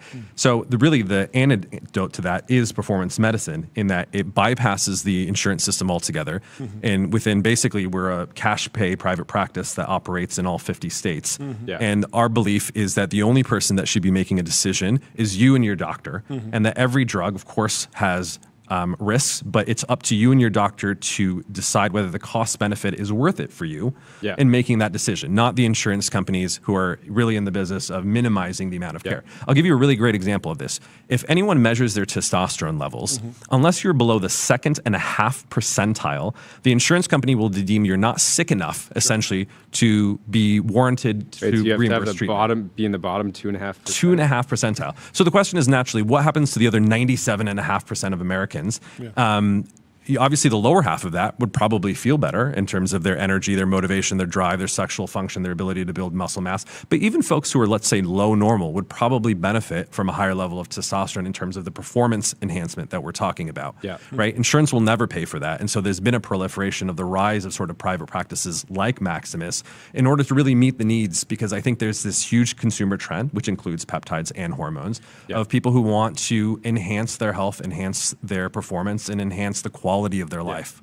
How are you advising clients and just people broadly around the risks associated with peptides? There's a debate raging right now around is BPC overall 157 just like efficacy, but also the potential risks, because we don't necessarily have for some of them we have plenty of data, even if we don't have full on studies.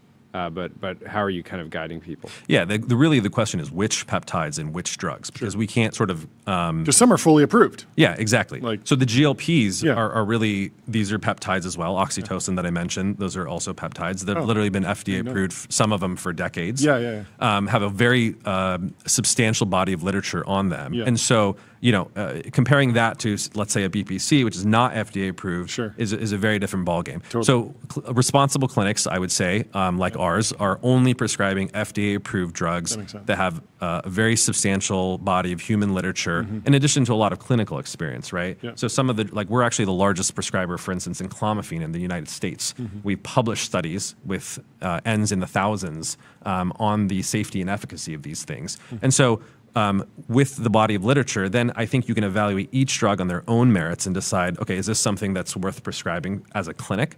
And then obviously each person between them and their doctor make a decision of whether that cost benefit is worth it for them. Now, I think individuals can always make a choice in taking something that's a little bit more experimental. That's up to them.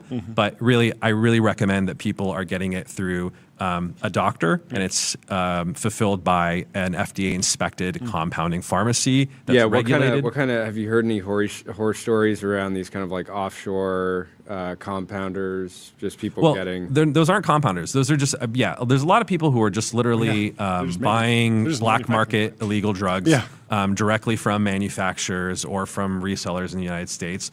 There's literally labs that are the problem is you can't ensure what you're getting is pure. It's even the compound, like Peptide Sciences, which just shut down, was people were testing it. They're buying a non-FDA approved GLP that's soon to be on the market, and literally it didn't it didn't contain any of Retta in the vial. Or what's a common thing is it might contain it, but the dose might be off by 50%. And so what you're seeing is people having side effects because Retta is a glucagon agonist. It has effects on the heart. It increases heart rate, reduces heart rate variability. If you're not able to dose it properly, you're more likely to have side effects as a result. So it's a wild west. Any responsible clinician would say, don't buy things on the black market. Now, obviously, individuals can make their own libertarian choices about what they do. But the difference is that there are good alternatives on the market. For instance, tirzepatide is generally efficacious for weight loss. There's no reason for most people to be taking Retta and also to be dealing with the potential. We have one that's FDA approved. We have one that's FDA approved. We have two, actually. You know that it's pure. You know that it's relatively safe because there's a wide body of literature, and it doesn't have the cardiac effects. So do you think Hollywood is going to be somewhat of a model for Silicon Valley in the sense that like actors have historically been like, how did this actor have this insane transformation? Chicken and they're and like, broccoli. Chicken, broccoli, and a lot of water. And it's like, I don't know about that. But it basically is like bodybuilders lead the charge. Hollywood kind of picks up on that. And then, but is Hollywood kind of the somewhat of the model? Yeah, I think so. And I think increasingly Silicon Valley investors and founders are going to increasingly become the model. The problem with Hollywood is until maybe recently, a lot of people literally had to lie and say they weren't on TRT, despite the fact I have friends who are personal trainers to these guys who prep them for the movies. They're clearly on performance enhancing drugs. Nobody bills like. Well, yeah, it is right? irresponsible for like Zac Efron to be like, yeah, I'm on TRT because a bunch of young people are going to see that. Totally. Be like, I want to look like that. Yep, exactly. Yep. But this is it's a really great point that you mentioned about sort of young people in TRT, and this is actually one of the whole founding genesis of Maximus, right? So testosterone is a really interesting compound. The gold standard is injectable testosterone. So if you inject exogenous testosterone from outside of your body realizes it's getting enough, and so your testicles will shut down, shrink, and you become infertile. So nobody under the age of 50 or nobody who wants to still have children should really be injecting testosterone. Sure. Now you can take something called HCG, which is a replacement for LH, and it can help you get off of it and restore your fertility. But it's not perfect, and there's some risks involved. However, there are alternatives nowadays. So we actually prescribe oral and topical testosterone, so you don't need to inject it. And it's native testosterone. It's the same testosterone that your body makes. The problem with injectable testosterone is we made sort of an interesting devil's bargain, is we took testosterone and we added a molecule to it called an ester. So you probably have heard of testosterone cypionate. The benefit of the ester is that because it's annoying to inject every single day, you only need to inject it once a week. So it becomes more convenient. The downside is it redlines your testosterone for 24/7 for a whole week, and so it shuts down and suppresses your endogenous production. So you basically become dependent on it, and if you come off of it, you're going to go through withdrawal symptoms.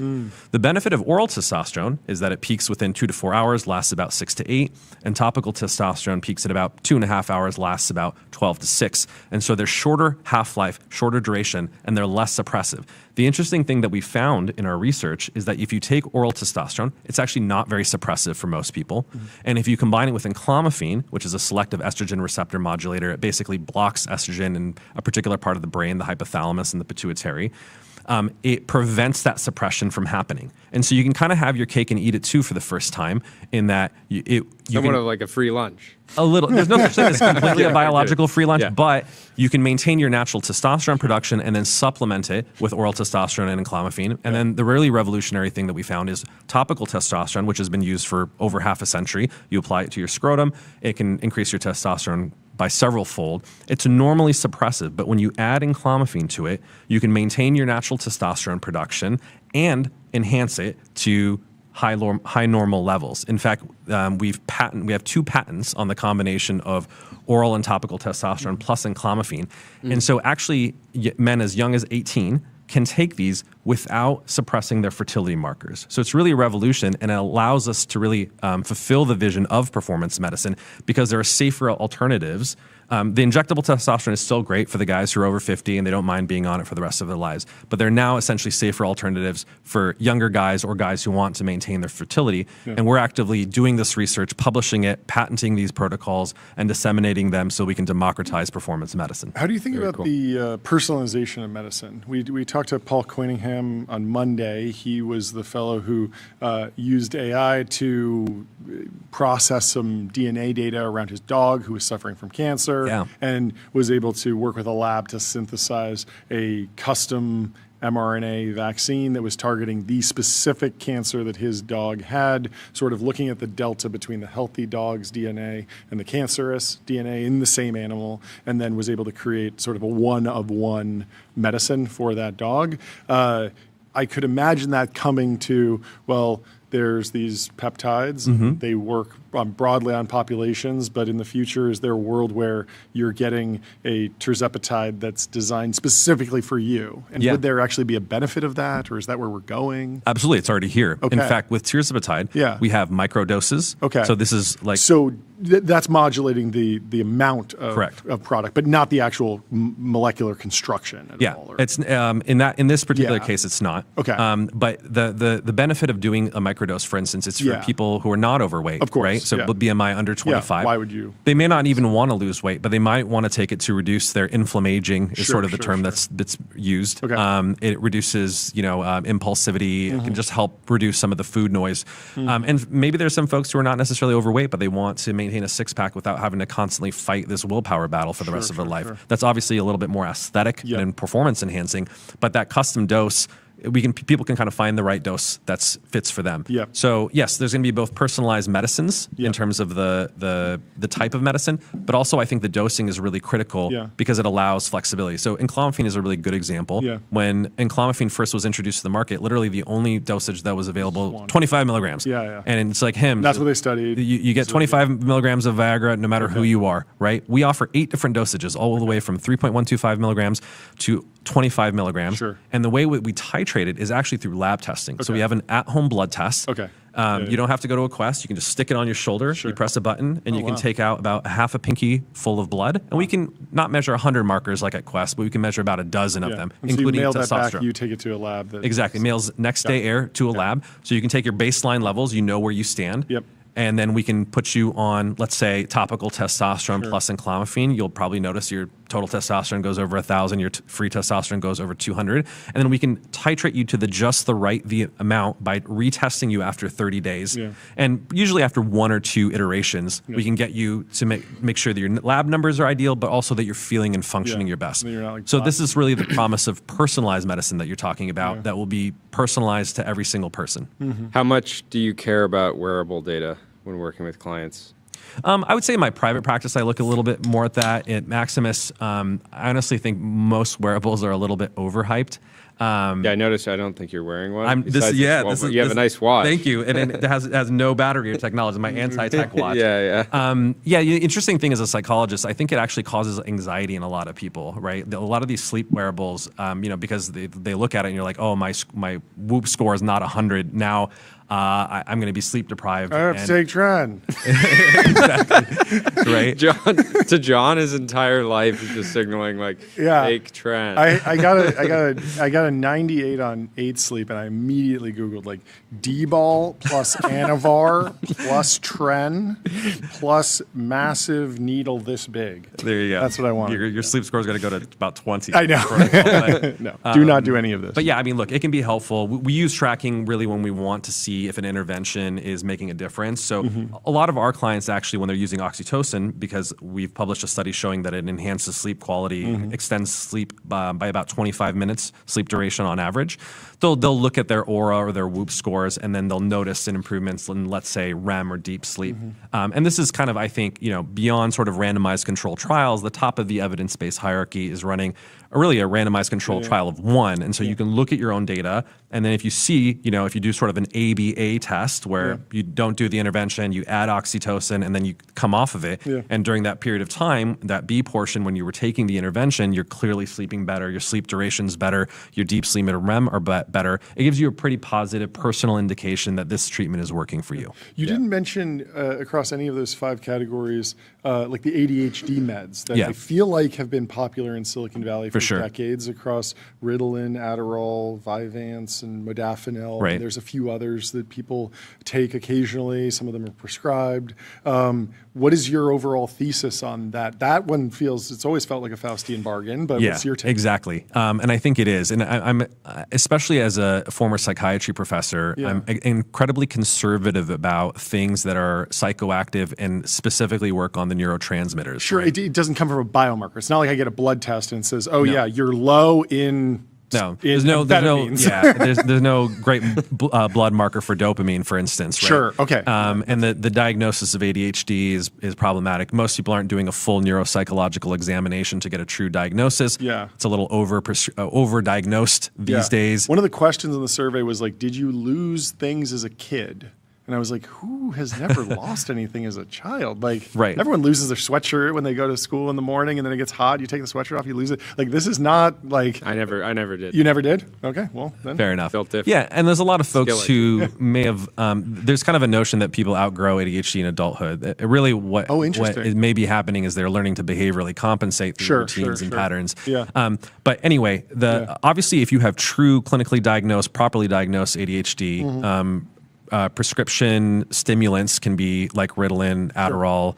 The various amphetamines can be life-changing in that, despite the risks and trade-offs, obviously if it lets you function and keep a job, that cost benefit, it's going to be beneficial. From a performance enhancement perspective, I've been very public in companies like Cerebral. We're doing the wrong thing by shilling Adderall on TikTok. We won't prescribe it because it's addictive. And we don't prescribe things that are addictive because I think, to your point, it is a Faustian bargain, and there's significant trade-offs in doing so. So I didn't mention focus as part of those 5. I do think there are things. Well, it feels like your philosophy is that focus comes from the other areas. If you're balanced everywhere else. Well, in 2019, I popularized dopamine fasting as a behavioral way of improving focus. The main thing that's actually messing with people's focus for the majority of people is not ADHD, but digital distraction. Right? So everyone's distracted by social media, gaming, gambling, shopping. I do a dopamine fast every single day, like at least 6 hours. That's fantastic. Usually from 11 p.m. to 5 a.m. So yeah, I mean, you know, in China actually, literally from 11 p.m. I think to like 6 or 7 you just can't access it, right? You cannot. Computer game manufacturers are legally required not allowed to take the servers to do it, and so there's something there, right? That's institutionalized dopamine fasting. That's cool. It's interesting. How often do you do full blood panels? By 2035, how often do you think the average kind of American will be doing a blood panel? I mean, assuming right now the average person does it if they're sick and they're having an issue, that's starting to change. But what's your protocol now? Yeah, it's a great question. Unfortunately, a lot of people don't even have a primary care physician. I mean, I think the standard recommendation, and one that I will continue to espouse, is everyone should get an annual physical every year and have a relationship with a doctor, ideally, a good primary care physician. Unfortunately, because of the health insurance situation that we have that's tied to employers, a lot of people are freelancers. They don't have health insurance, or if they do, it's like a minimal amount through the open market. They don't have that. So that's problem number 1. Problem number 2 is the blood test that you get through your primary care is very sparse. So I'll tell you a funny story. So, being at Omada and literally being in the diabetes industry, I never had my blood sugar level checked. And when I brought it up with my doctor, they're like, you're young and healthy. You don't need to check your blood sugar. And I was like, my dad has type 2 diabetes. I want to check, and just make sure I don't develop it. But that's the mentality. Similarly, it's not routine to measure your testosterone levels or get a hormone panel unless you are like incredibly low energy and symptomatic, and your doctor would be concerned. They don't think it's sort of necessary. And so the unfortunate thing is, going through the traditional healthcare system, because they really want to minimize the cost associated with the panel, you're not going to get a good comprehensive blood test done, right? So through Maximus, we have a comprehensive test. It costs $199.99. You can get 110 biomarkers measured, true unique biomarkers. There's a couple of companies out there that repeat tests every 6 months, and they're not unique biomarkers. So that will give you an assessment of, standard CBC, CMP, your lipids, your hormones, your thyroid, all the things that you need to know. And obviously now with AI, you can, throw that into an AI and identify areas that are problematic. And obviously, if you have a clinic or a good PCP that can work with you, it can help optimize it. Like a good example of this is almost everyone is vitamin D deficient because we just don't get enough sunlight. It's the easiest thing to fix. You can take a multivitamin like the building blocks that we produce, and we do before and after lab testing so that after a couple months, you can get into an optimal range, and it's going to enhance your mood, your sleep, 100 different biological functions. We got to pop the top on this ultra down. Let the sun in. Get the vitamin D. No, going. we actually want to eventually get to natural light. It would be so good. We got to make it happen. Pleasure. Anyway, thank you so much for stopping by. Have a great rest of your day, and we will talk to you soon. And I will tell everyone about Vanta. Automate compliance and security. Vanta is the leading AI trust management platform. And I will tell you also about Graphite, code review for the age of AI. Graphite helps teams on GitHub ship higher quality software faster. And without further ado, we will kick off our lightning round, the Lambda lightning round. We will go to the cloud, hopefully. We'll see. The Lambda lightning round begins now with Chris from AdQuick, one of our favorite people. Boy. TBPN royalty, as the chat likes to say. Let's bring Chris in to the TBPN Ultra Dome. Chris, how are you doing? Great to see you. There he is. Is that a TBPN green suit? This is a beautiful jacket. That is a fantastic jacket. I like the liner too. Anyway. Yeah, I picked it up in London at Charles Turret. No way. Very cool. Couldn't miss out on the opportunity to get dripped out with my fellow technology brothers. I love it. I love it. Reintroduce the company and sort of explain the shape of the business these days, and then take us into the news. For anyone that hasn't heard, I know 1,000 AdQuick. I think we did 250 last year or something like that. Probably more. Yeah. So AdQuick's building the infrastructure for real-world advertising, so out of home. So when you think about it, over the last 30 years, every dollar of every ad spend has gone to doing one thing, reaching human beings with a message, and that's primarily been done through digital channels. Cookies, pixels, real-time bidding, programmatic, it's all digital. But what they did forget is that people are outside. People are constantly getting exposed to an advertising medium, and this one hasn't been optimized. It hasn't been architected with technology.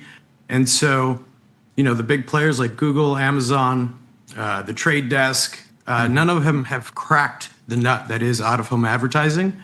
And, we're building the pipes and the plumbing for it. Yeah. So there's a lot of interaction with the physical world. At a certain point, someone has to physically print the billboard, put it up, tape it down, tie it down, do whatever. And you are able to abstract that and then serve a company with a thing that looks like a, more traditional digital platform, right? Yeah, absolutely. And most importantly is proving that the medium works. So we now live in an age where you don't get investment in advertising unless you can prove that it works. And so we pioneered the measurement and the analytics. So if you get exposed to an out-of-home ad and then to subsequently do something online in an app, go into a store, we can attribute that to the exposure and then model it out with all the rest of your channels. So it's out-of-home advertising made easy and measurable. That's what I'm getting from this. That's right. But take us through the more recent news. What's going on with the business? Yeah, so there's three big players in the space in the United States. It's a $10 billion market. $2 billion roughly is sold by Outfront Media. And you'll see their billboards and their transit in New York, Los Angeles, and all the major metros in the United States. And to be clear, they own the physical real estate. They own the physical, the structure that the billboard goes on. That's part of their business? Or just the rights. Or the rights? The rights and the structures. Got it. Okay. Rights. And so this is an organization that's like 2,000 employees, 1,000 sellers, all regionally distributed. And they've been selling this medium very much like real estate agents have prior to your Open Door, your Zillow, so on and so forth.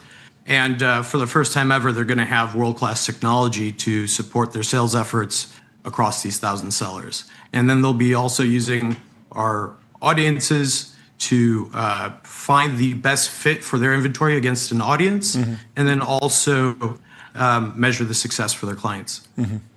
Amazing. So, walk me through the measurement problem, because on my drive to work every day, I drive through Hollywood. I see so many billboard ads for movies, and whenever I buy tickets, I wind up going on Fandango, and there's a huge disconnect there. I don't know that I've gotten a survey, but with the right data, you could probably see that I was in this area, or I purchased something on a credit card panel in this area, and I might have been exposed to that billboard.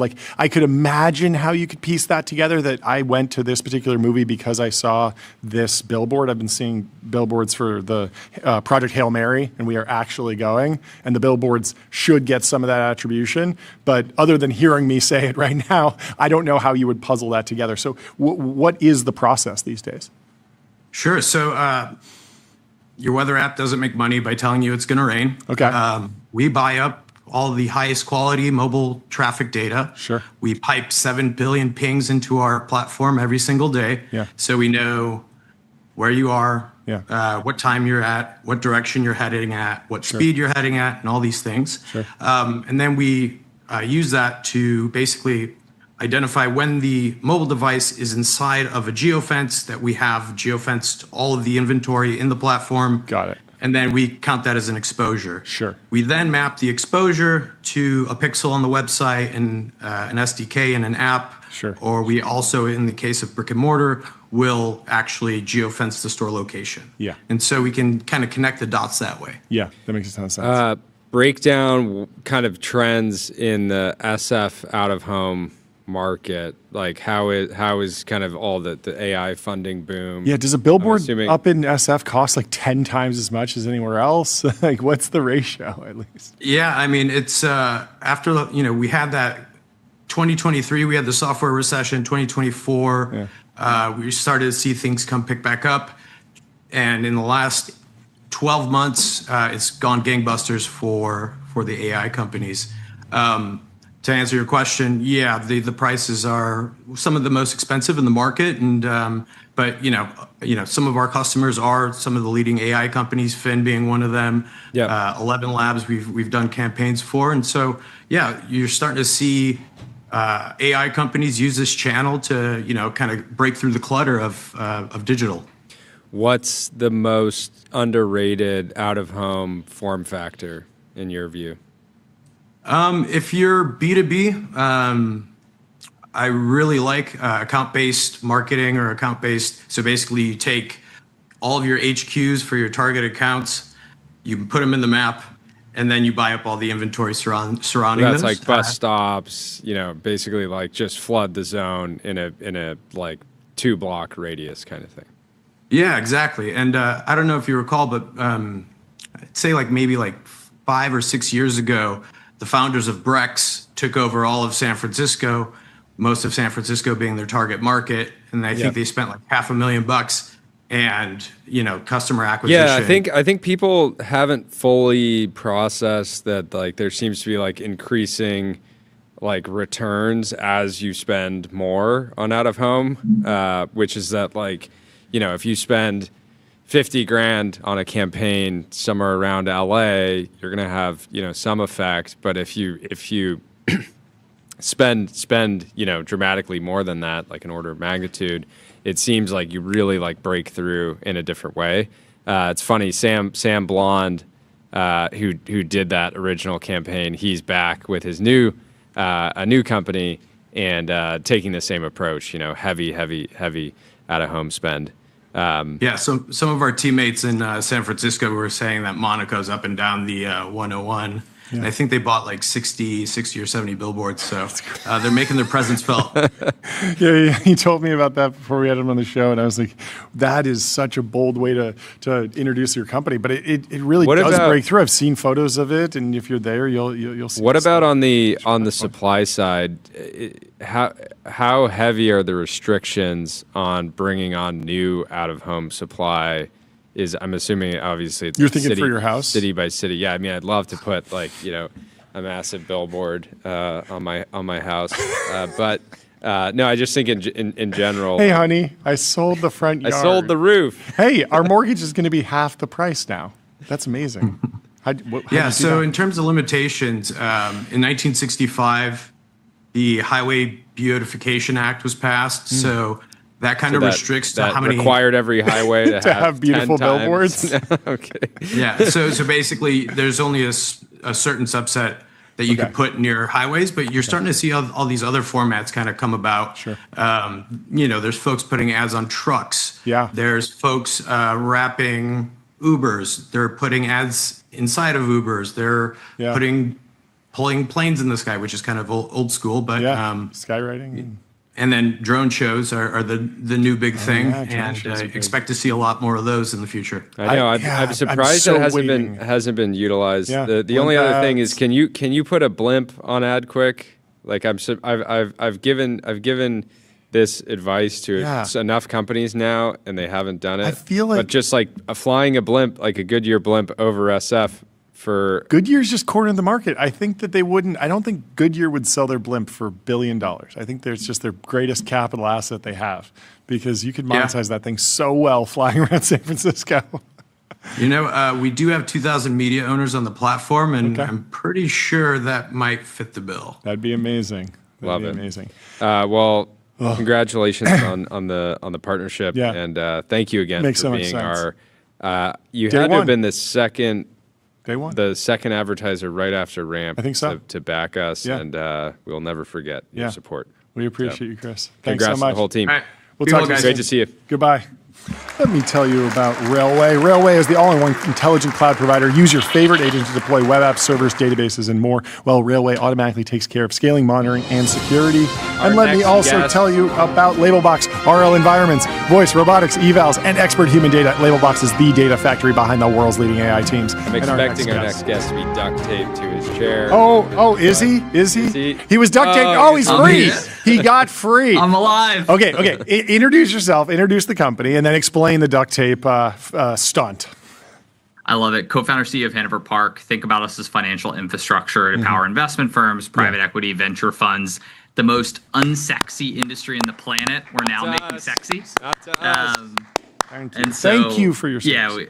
Yeah. So I was duct taped to a chair, and I announced a blooper that I tagged Jordy and you guys in. I was like, okay, how can we make the most boring industry in the world sexy? And that was obviously replacing human duct tape. And so, pumped to do it. We launched announced our Series A today. Okay, so the metaphor is there's a lot of human duct tape inside these funds, piecing different puzzle pieces together to manage the financial assets and LP relationships, and you make all of that go away, correct? 100%. And also, I don't know, I've been saying this for 2 years, B2B SaaS is dead. We want to sell outcomes, not tools. And so tools are things that are a bunch of duct tape around with humans and software, and we're going to replace the human heavy services business out there too. Sure. What is the key moment for an allocator using the platform that really wows them or clicks? When you want to make $100 million follow-on decision and you have to ping your CFO and say, hey, can you pull together the data that we haven't had in real time for the past 2 months? Can you figure this out? Okay. AI agents solve the problem by getting you real-time data and then help you make those decisions. And so we're pulling in data from granola notes. We're pulling in data from emails and board decks. We're pulling in data from all the boring accounting data on those positions. And so people are like, oh my God, I can finally make a decision in real time without waiting a bunch of days. Okay, so there might be a whole bunch of decks from all the different investments and all the different companies that have various ARR figures and growth rates, but they're sort of buried. Hanover can go in there, get that data, put it in some sort of centralized database, and then visualize that, or maybe even help with marks. Is that something you do, or is there still a human in the loop for that? Yeah, even more importantly, we think there's a world where you don't even need to log into Hanover Park. We're going to expose all the data via MCP server. And so we launched that where people are accessing it via Claude, Cowork, and via GPT, et cetera. Sure. And so that's been a key piece, I would say, for GPs, whereas CFOs are going to use us for things like capital calls, distributions, financial reporting to LPs, et cetera. Got it. So interesting. So if somebody's on the enterprise OpenAI plan or something, do they have to integrate this themselves, or is that just a off the shelf plugin? And then if they want to actually get this into a deck, what's the current stack to get that information? They would be exporting it, transforming it over in their LLM tool of choice, and then taking it to the LPs? It's actually even worse. You would have to email some human called your fund admin and say, hey, can you pull that data that's locked in some random tool you don't give me access to? Yeah. You then get a spreadsheet. You then put that into another tool. You then put that into Claude or GPT, et cetera. And so a lot of the value prop here is you're going to pay a fund admin anyway to do this boring financial reporting. LPs demand this from a third party. And so instead of having that data locked away, we can at least give you access to it, and then you can put it into Claude and other things. Got it. How big is the market? This is a market that, compared to SMB, there will never be too much venture capital, George. I know, and we're trying to get more people to be. There's $110 billion raised this month. Equity. Okay. So I'm assuming with venture funds, private equity, all this stuff, you have to kind of ignore individual SPVs and entities. But I'm assuming you can kind of clock pretty precisely how big the market is, and then you got to go and try to get as much of it as you can. Yeah, so there's $100 trillion of global assets, and there's a $20 billion public. I know, but isn't that somewhat of a Like, are you going to get PIMCO at some point, right? Like, it's like hedge funds, right? You have like private equity funds, real estate, private equity, venture, et cetera. Like SS&C is a public company today. They have like $5 billion of revenue. Citco has $5 billion of revenue, right? So there's a bunch of like these massive dinosaur companies that exist, and it's really like venture and private equity is just the start. Okay. And so within, I mean, venture also scales from $15 million fund to $15 billion fund. Like, I imagine that there's some trade-offs where the bigger you go, the bigger the dollars, but also the bigger integration, the more requests, versus somebody who's just starting a new fund. They don't have any software, so it's super easy to get off the ground. Where have you been picking one or the other as like a beachhead market, or have you just been doing like whoever you know? Yeah, you'd be surprised. The bigger it is, the easier it is to differentiate, actually. Okay. And so a lot of these bigger funds, they've been like running around with players like SS&C, which I call like the evil empire, which is basically like you're using them and all of your data is kind of trapped. Whereas like an early stage venture fund that's just getting off the ground, things are pretty clean and pretty easy. And so we've actually focused on like mid-market enterprise. So think like 250 million plus in assets, venture and private equity to start at least. Do you do any work on is it all equity, or are you starting to do stuff in private credit or private or like public debt or any of the other asset classes, or are you just purely in alternatives? Purely in alternatives today. I would say like 6 to 12 months from now, obviously focus on expanding into things like private credit. Obviously big opportunity being here in New York. I've been saying this for a long time. Favorite sponsor, Ramp. It's like Stripe for payments, Ramp for expenses, Hanover Park for investments. Love it. And so that's kind of the Have beast. you had any customers just ask you to just handle just all the actual investment decision making? They're like, I'll just put money in a box and then you deploy it. Let me know how it goes. Talk to my LPs Not too. yet. I don't want to talk I don't want to talk to them anymore. Talk to founders or LPs. No, not yet. Not yet. I think it's been funny. It's like a lot of LPs that we talk to are like, I keep, my venture funds are investing in AI, but their back and middle office is run by the anti-AI. And so this idea of like, we're investing in it, we might as well move to it as well has been pretty exciting for people. Sure. But I think long term, it's like unlocking alpha for the investment firm based on all the unsexy financial data that we have could be interesting. But we got a lot of work to do to get there. Unpack a little bit more of like the dream unsexy proprietary data set. Does that look like PitchBook or Crunchbase data? There's a lot of different data sources that venture capitalists go to throughout diligence. Do you want to be a conduit to those sources, or do you imagine that the LLM tools that venture capitalists are using will interface with those separately and just do the joins in whatever work session is happening? Yeah, it's actually not really Crunchbase PitchBook. It's really like the unsexy financial cash flow data. So like, give me the cash flows from every LP through history and how that flows into our next cap call or our next distribution or our next, financial statement. So it's actually that data, which is the data that's mostly trapped in these fund admins. I think Crunchbase and PitchBook access will get commoditized. Those will go into the underlying models, and I don't think we want to play that game. Yeah. Talk about the overall health of the venture capital market. I feel like you're in a unique position. There's been these like sort of warring narratives. We joked earlier, like $110 billion raised, but that was OpenAI. There's like sort of a crunch in K-shaped recovery maybe in venture capital. There's a variety of mega funds that are scaling up. Like, what are you seeing when someone just asks you from the outside, maybe they're, a public markets investor, and they say like, how is venture capital doing these days?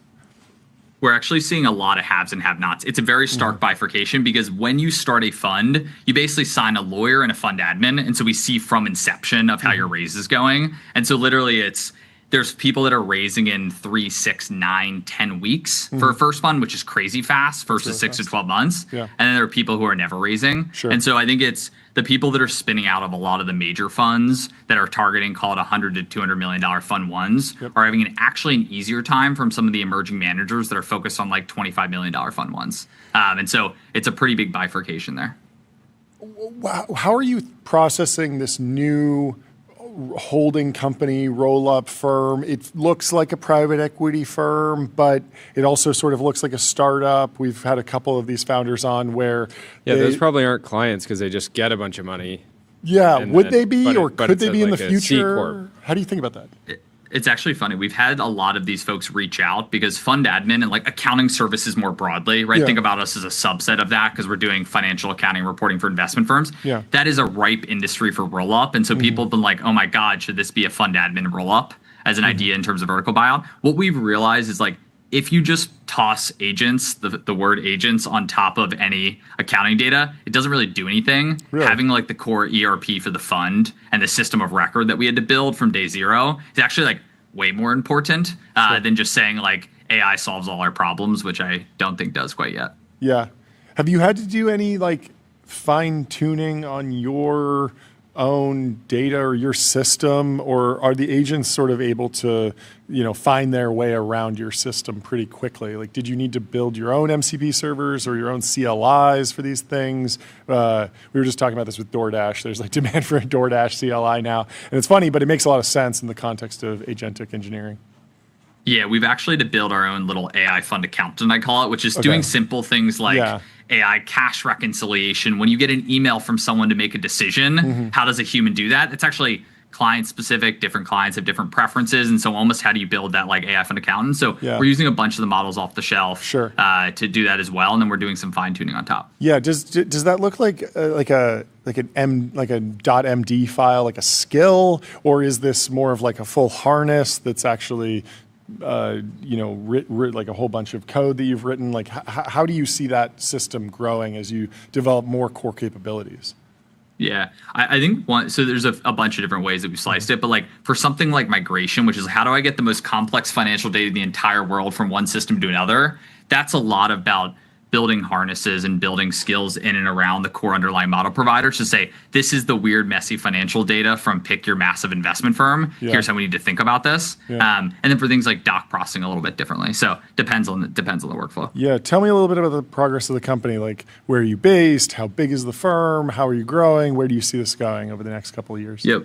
So 2 years old, raised $31 million. Obviously, today we're announcing a $27 million Series A led by Emergence. We went, there we go. We did it. We're just getting started, though. We're just getting started. Oh, there we go. we're just getting started. What are you talking about? I love it. We went 1 to 15 billion in assets in the past 12 months. We 15x'd. We've had a lot of excitement from folks. I was joking with the team. I said, guys, this is a top 0.1% problem. Having unlimited demand and people excited. Now let's go make them raving fans, which is our goal for 26. And so not cursor, but we're focused on keeping our heads down and executing. That's great. That's great. Well, thank you so much for taking the time. I love it, dude. It's awesome to see your progress. Yeah, I remember years. Yeah, just the absolute thread grinder from the 2021 era. Just ran it up. Yeah, and you're just and so I'm sure you angel invested, right? I did miss this one. What happened, guys? Saha Bloom got in. You didn't get in. This is the nature of the show. This is why we're podcasting, because we see people like you all the time, and we just miss everything. So back to the show. I know. Yeah, Jordy makes a lot of good investments. I just don't do it. Anyway, thank you so much for taking the time to come. Great to see you, Chris. We'll talk to you soon. Congrats. See you, Chris. Let me tell you about AppLovin. Profitable advertising made easy with Axon.ai. Get access to over 1 billion daily active users and grow your business today. And let me also tell you about Phantom Cash. Fund your wallet without exchanges or middlemen, and spend with the Phantom Card. And our next guest is in the Restream waiting room. Georgios, what's going on? How are you doing? Good afternoon. Thank you for having me. Good afternoon. Good to see you. Great to see you. Please kick us off with an introduction on yourself and the company. So I'm Georgios. I drive the engineering team at the Tempo project. Yeah. Tempo is a payments-first blockchain that we started developing in August. Today, we just launched the Tempo mainnet live in production. Alongside it, we also launched the machine payments protocol, which is our answer to how agents should pay. Yeah. And if you think about it, agents are great at searching the web. We use agents all the time in our development process, my AMP, Cloud Code, Codex, whatever it is for developing, but we find it very hard to make them pay. So we developed the solution for it, and I'm excited to talk about both. So you have MCP. A lot of people were saying, like, why doesn't MCP have payment? A payment spec already baked into it. There's this whole debate about HTTP maybe having a payment spec in it about 20 years ago or something. MPP solves that. But is MPP like a subset or a superset of MCP, or is it a completely different spec? Is there any relationship between the two technologies? They're complementary. You should think of MCP as a way to talk to an API that has been designed to be baked into the agent harnesses. And MPP is a way that you can payment gate an MCP. So imagine that you have your service, you have written an MCP for it, but you actually want to make that a paid service. Maybe, for example, on TBPN, you guys do great prep for all of the people that you work with. Hey, well, what if you just added a paid API to that? Sometimes. Awesome. So yeah, I think anybody that hasn't been living under a data center has heard of the potential for agents to use stablecoins and blockchain technology generally for various services. You guys are working with a bunch of really cool companies. Like, what kind of use cases are you trying to guide your design partners towards enabling? I think the most exciting use case that they have to do around commerce. Basically, there's a lot of like very interesting work around, hey, I'm on ChatGPT, my ChatGPT is browsing around, but hey, it wants to buy things for me. And I think that's one of the things that is unlocking. The other thing to think about is that your ChatGPT is again browsing the web, but it hits a paywall. You want it to be able to, instead of saying, hey, I can access this information, you want it to instead be able to say, actually, pay 30 cents and you access this wonderful article that would have been paywalled, which might improve your research queries by 3% or something. Sweet. So in that case, you'd be going to people that do have paywalled content and try to get them to. Is that the idea? Totally. I think that would be awesome. And the other thing is just happening already is that, again, envision that these days also don't want to click buttons around. They just want to tell their AI app to them. I think what we've been seeing ourselves as developers is instead of me going, say, Cloudflare, Vercel, and saying, hey, log in, add billing information, labs, and say, hey, do me this text-to-speech thing, or any kind of like API-gated services today. Instead, I can just say, hey, agent, here's $5. Go and figure it out for me. And actually, he doesn't just do it in one service. It does it on many services. You can imagine a waterfall of queries. You can tell it, hey, go search the web, pull all this data, translate it with this API, then voice-to-speech it, text-to-speech it with some other API, and then upload it onto a website and email me that link of the website, all one shot. Yeah, I was going to ask more on the technical side. There's been a lot of protocols created, blockchains over the last decade. You've seen pretty much all of them. I'm assuming this is your Mona Lisa, taking all the different learnings from the different blockchains and trying to build the perfect product experience this time around. What kind of like technical decisions did you and the team make for this kind of use case? Yeah, so the Tempo blockchain is itself optimized for payments, which means that it's really fast. It has very high throughput and very low latency. Our block times are less than a second, which means that you hit, and before the spinner even finishes spinning, you have a confirmation back, which is what any normal person would expect from a payments experience.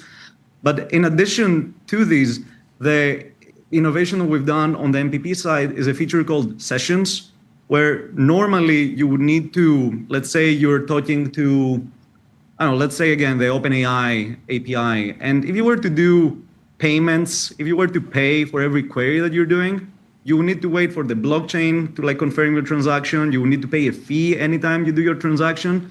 And that these days, maybe you can do 10,000 transactions per second or something. But really for the agentic web, and it does seem that everyone will be making a lot more API calls than they were doing before. We need to scale up to hundreds of thousands, millions, if not billions of payments per second. Just to put it, the analogy would be that instead of thinking of like financial transactions, we should be thinking about API calls per second. So we developed this feature called Sessions, which let you really go at API scale by bypassing the blockchain and thinking about it like going to opening a tab where you say, hey, I'm opening my tab, and then every time on your notebook on the side, you write what are the updates, and then only at the end when you want to settle, do you pay, which amortizes the cost of a very expensive otherwise operation. If you want to do, 1,000 or 1 million API requests, just 2, the opening and the closing. Yeah, makes sense. How are you dealing with the just general perception that there's always a risk that AIs hallucinate, and so maybe you don't want to have you don't want to give an agent the ability to go spend an unlimited amount of money. Maybe you want a transaction to be reversible. There's this joke about like giving OpenClaw your credit card. That seems irresponsible, but in some ways, I would maybe rather give a credit card to an agent than a crypto wallet that if it sends it to the wrong address, it's gone forever. It's not really reversible. How are you thinking about handling those like long tail errors that can be catastrophic?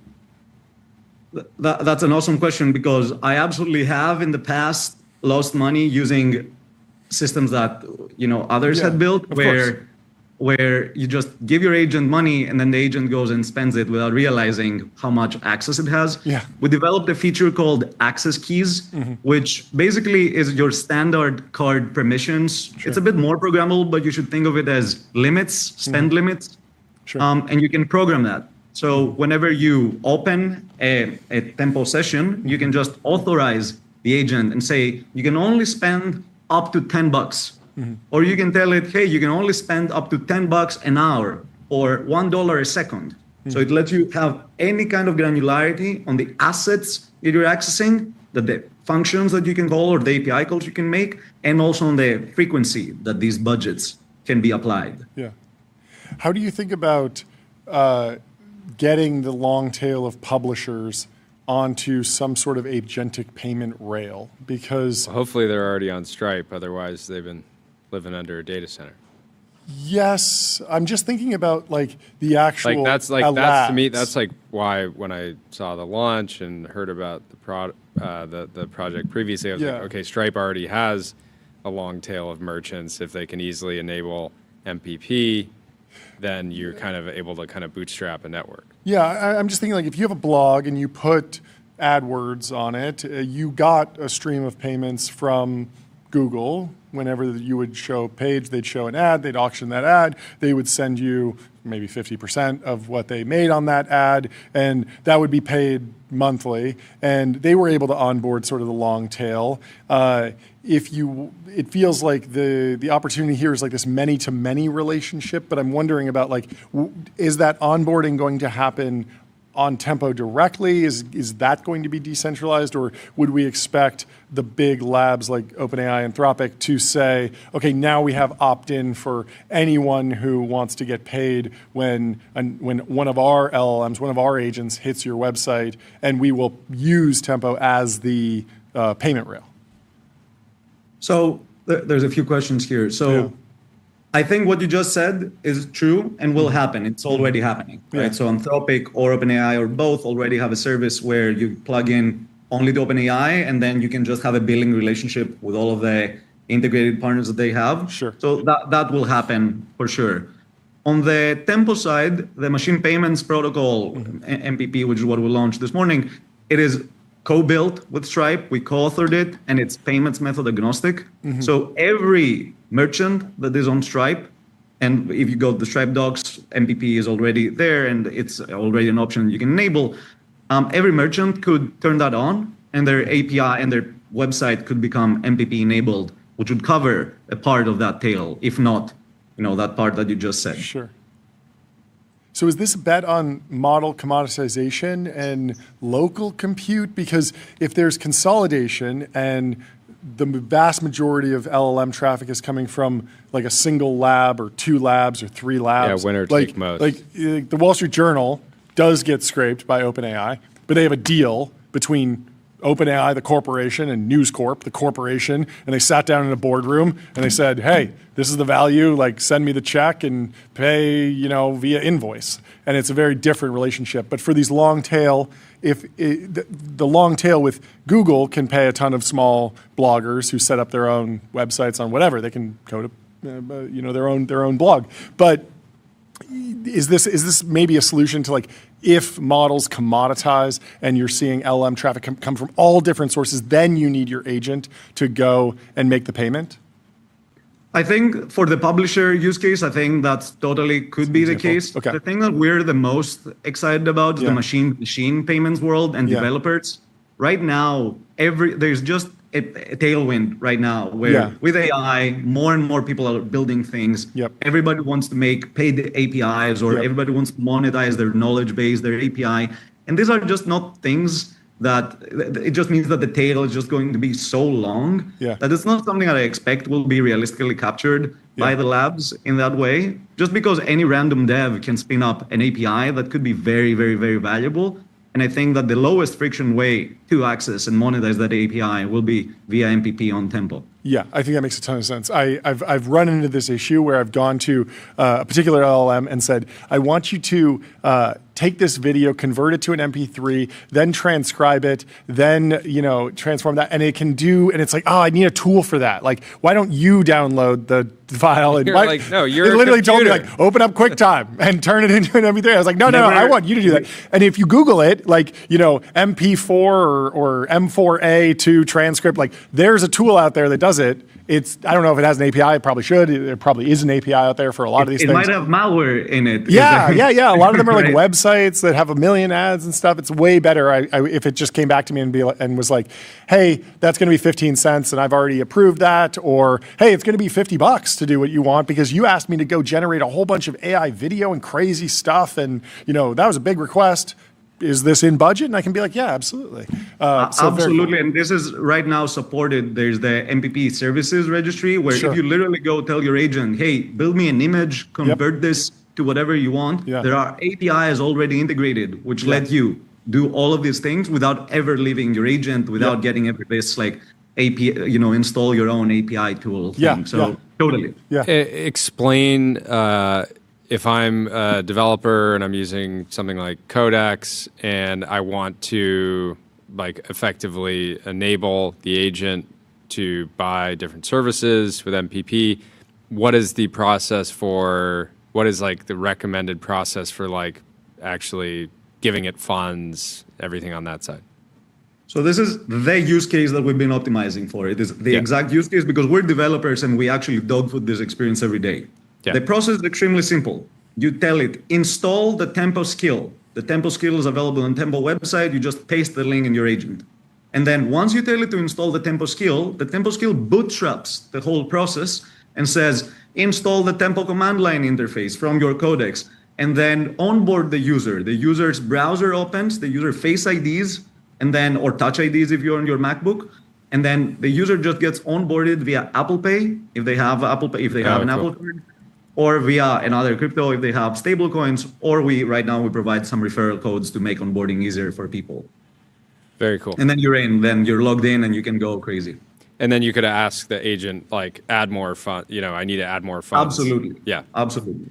And so if you hit some type of paywalled experience or a paywalled API, it'll just tell you, I need access to more funds. And then you can just enable it. That's very cool. Absolutely. Amazing. Well, thank you so much for taking the time to come chat with us. Yeah, Congratulations cool on the launch. We'll talk to you soon. Thank you, folks. Great to meet you. Have a good day. Have a good one. Let me tell you about the New York Stock Exchange. Want to change the world? Raise capital at the New York Stock Exchange.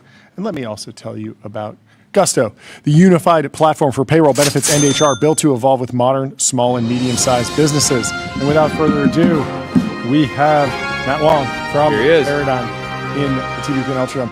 How are you doing, Matt? What's going on? What's up, guys? How's it going? Great to finally have you on the show. Yeah, fantastic. Long time listener, big fan. Appreciate that. Where should we start, Jordy? Can we do a little biographical stuff? Can we go back in time a little bit, get to how we got here? Let's touch on tempo. Okay. Since we've been talking about tempo, and then there's a bunch of other stuff we can talk about. But glad to see you're drinking a virtual Diet Coke with John. I guess my question for you on tempo is. It feels like a big project. It feels like it launched very fast. Is this faster than expected? Like, what were the keys to actually getting to this point as quickly as you did? Yeah, I think it's perhaps one of the fastest project start to mainnet launch in crypto. Yeah. And it certainly was top of mind for us to move really fast. I think the genesis of the project was around noticing the problems that existing infrastructure had serving all these stablecoin use cases. And we didn't want to wait around for many years.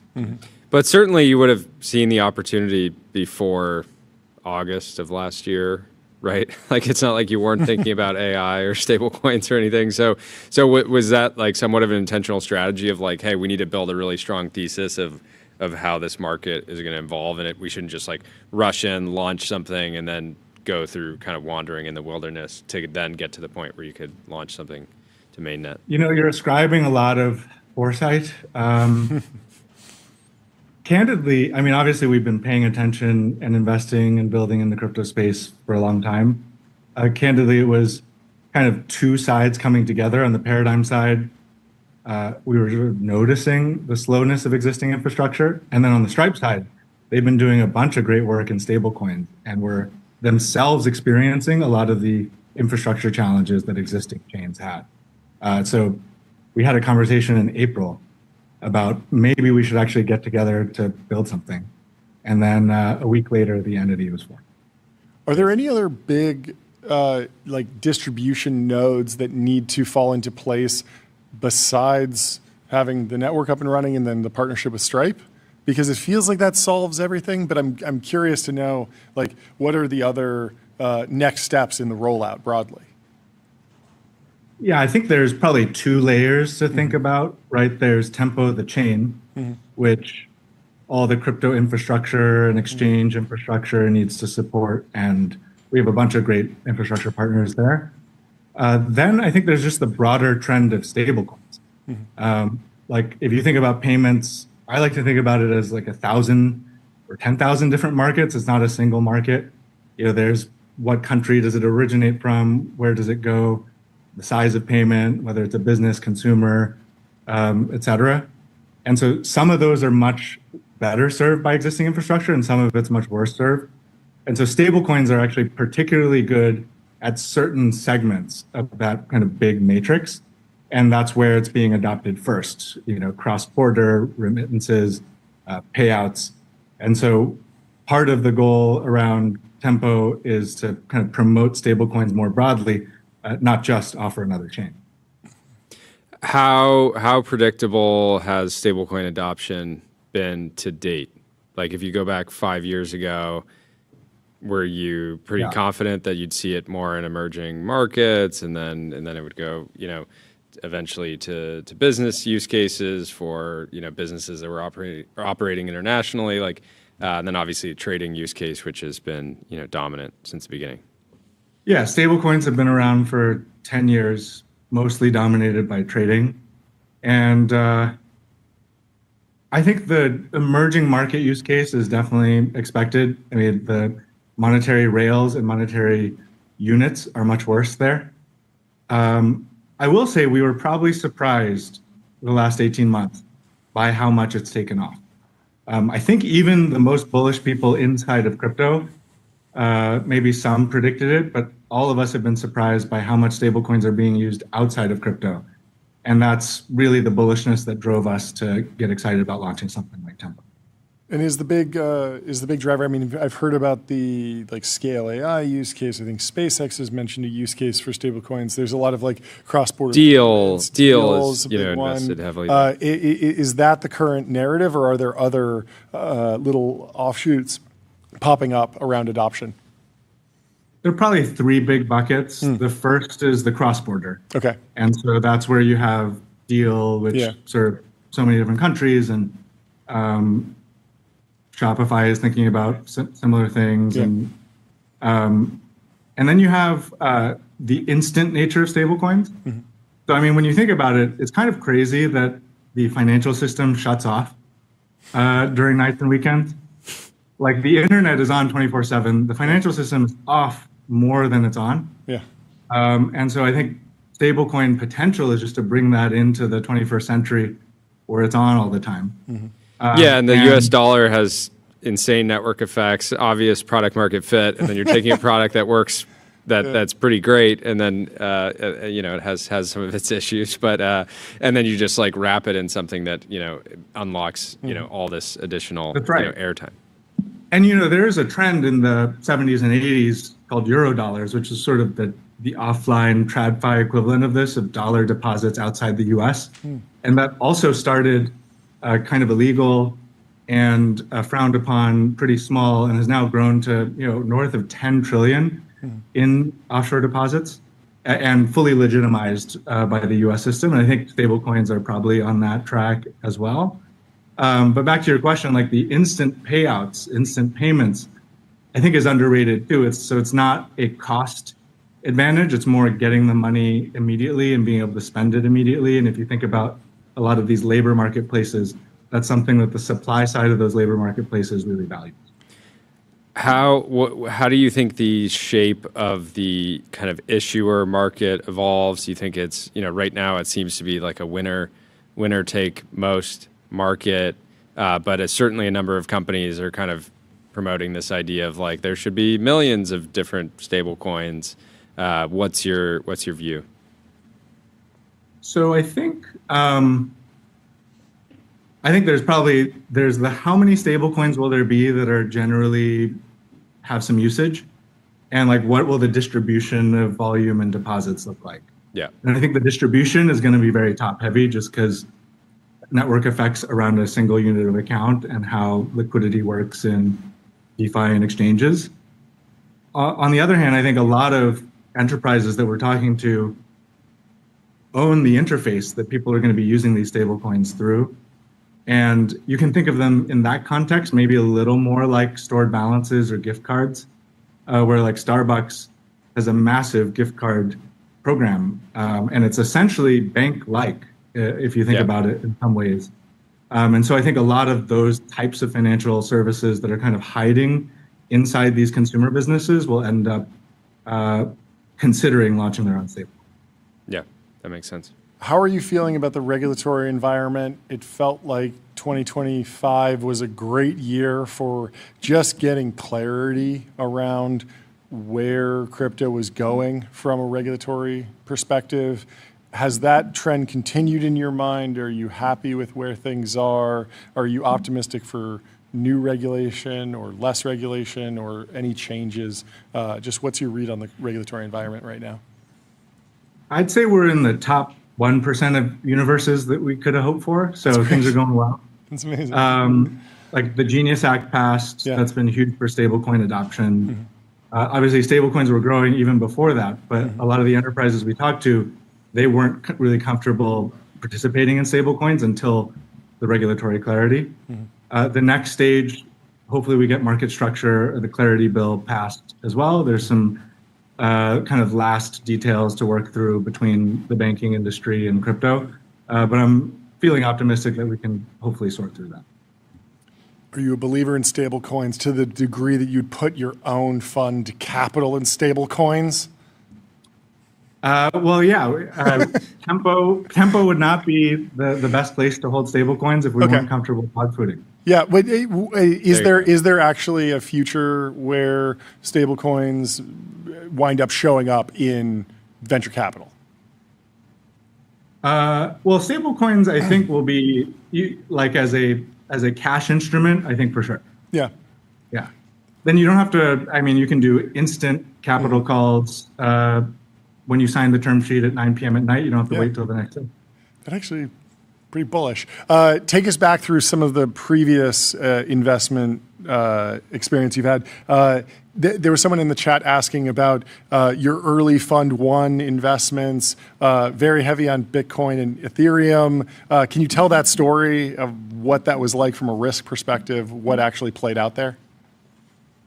Yeah, when we launched Paradigm in 2018, I mean, a lot of our thesis was we knew that crypto would expand massively. Mm-hmm. And then there was this open question, should you invest in the core protocols like Bitcoin, Ethereum, or invest in startups? And obviously in hindsight, the answer was both. Like you could own Coinbase and Bitcoin. Mm-hmm. But I think it's a lot like the AI landscape now of this question of, do you own the model companies or do you own like the application layer on top? Yeah. And so in 2018, like Bitcoin and Ethereum were like OpenAI and Anthropic, and those are the things to own. And we were sort of, we're thinking much more bottoms up about what we wanted to own for 5 to 10 years, rather than like, is this too much in one investment or it happens to be a publicly traded thing? Yeah. Those are all details. That's such an interesting comp because I feel like you can almost think of like L2s, like and comp those to like cheaper, smaller open source models today, where like L2s have been great in some ways, but also kind of threaten the revenue stream of the underlying protocols at different points. Take me back to the ByteDance investment. Was there a similar thesis around should you own ByteDance or Facebook or something, and in reality, the bet was to own both? What went into your initial investment? Take me through the thought process for that one. I wish I was that thoughtful back then and could claim some kind of genius. Yeah. But I was just very lucky to meet the entrepreneur on a trip, and he's just one of those people you meet that jumps off the page, and I'm sure you guys have had this experience. And I was going to give him money even if he was building a hot dog stand. Sure. What was it that stuck out? It's just the conversation, the level of detail, the technical side, the EQ, IQ. Like, how were you evaluating him at that time? Well, it was a weird conversation because I don't really speak good Chinese. I can kind of stumble through ordering dim sum. I don't speak good Chinese either. and he didn't really speak good English, so it was through a translator. Okay. Yeah. But he's one of those entrepreneurs that like seems very thoughtful, academic, highly technical, but then in the revealed nature of his actions is just like extremely hyper aggressive. And I think a lot of some Silicon Valley entrepreneurs look like that too, in a great way. Yeah. No, I'm thinking of a number of CEOs we've talked to, founders that we've talked to. Patrick at Stripe. I was going to say, exactly. Where they have one demeanor, one level of, they can communicate about the technical side of the business very thoughtfully, high EQ, but the level of ambition is just unlimited. And it just seems like such a rare combination. But when you find it, you got to go all in. How should people think about Paradigm today? That's a good question.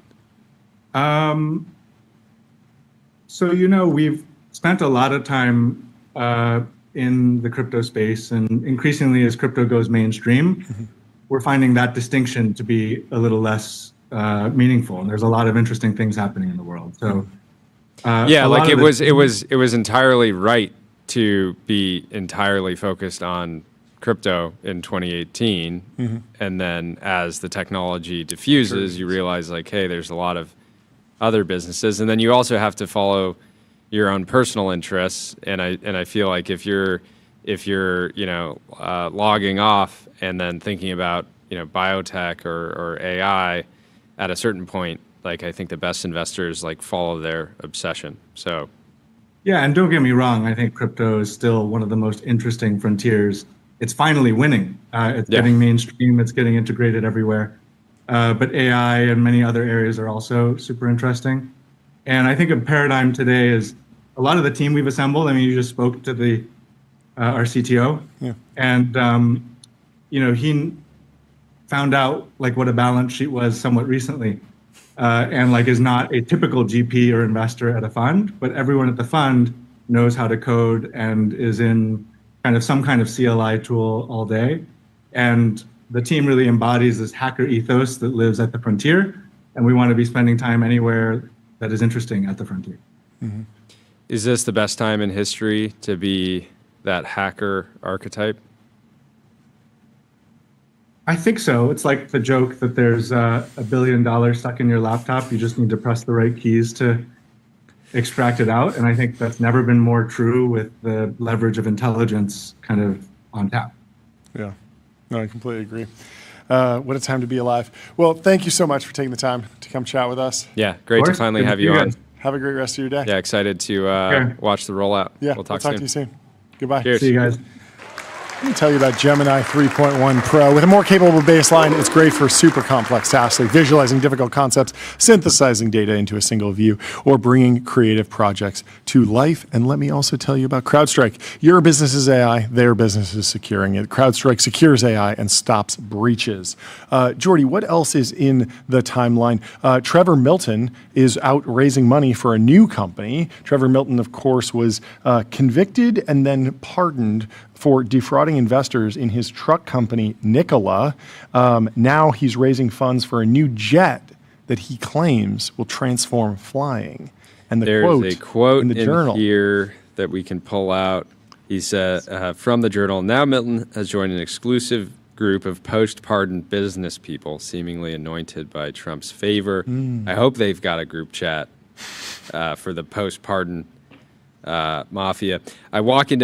Trevor says, I walk into meetings now and I'll get high fives from the most wealthy people in the world, he said. They're like, welcome to the club. You can withstand the fire. We can trust you now. Wow, that is a wild quote. Milton has wasted little time embarking on a second act. He's now CEO of Cyberjet. And with an S. He's unveiling plans for a new small jet that he says will have the highest speed and range and largest lavatory in the light jet category. Lavatory. Okay. Yeah, it's important. It's important. Yeah, I guess we want to be able to take a full shower. Investor documents reviewed by the journal said the goal is for the plane to be the first light jet to focus on AI flight. To get to market, Cyberjet plans to create an entirely new avionics system, likening the effort to Tesla's approach, designing its infotainment and vehicle control system. The company also needs to secure more funding and suppliers and overcome regulatory hurdles. Yeah, it's interesting. I mean, the concept of the jet is cool. This was an existing business that he acquired with an investor group, and then they're raising more money after that.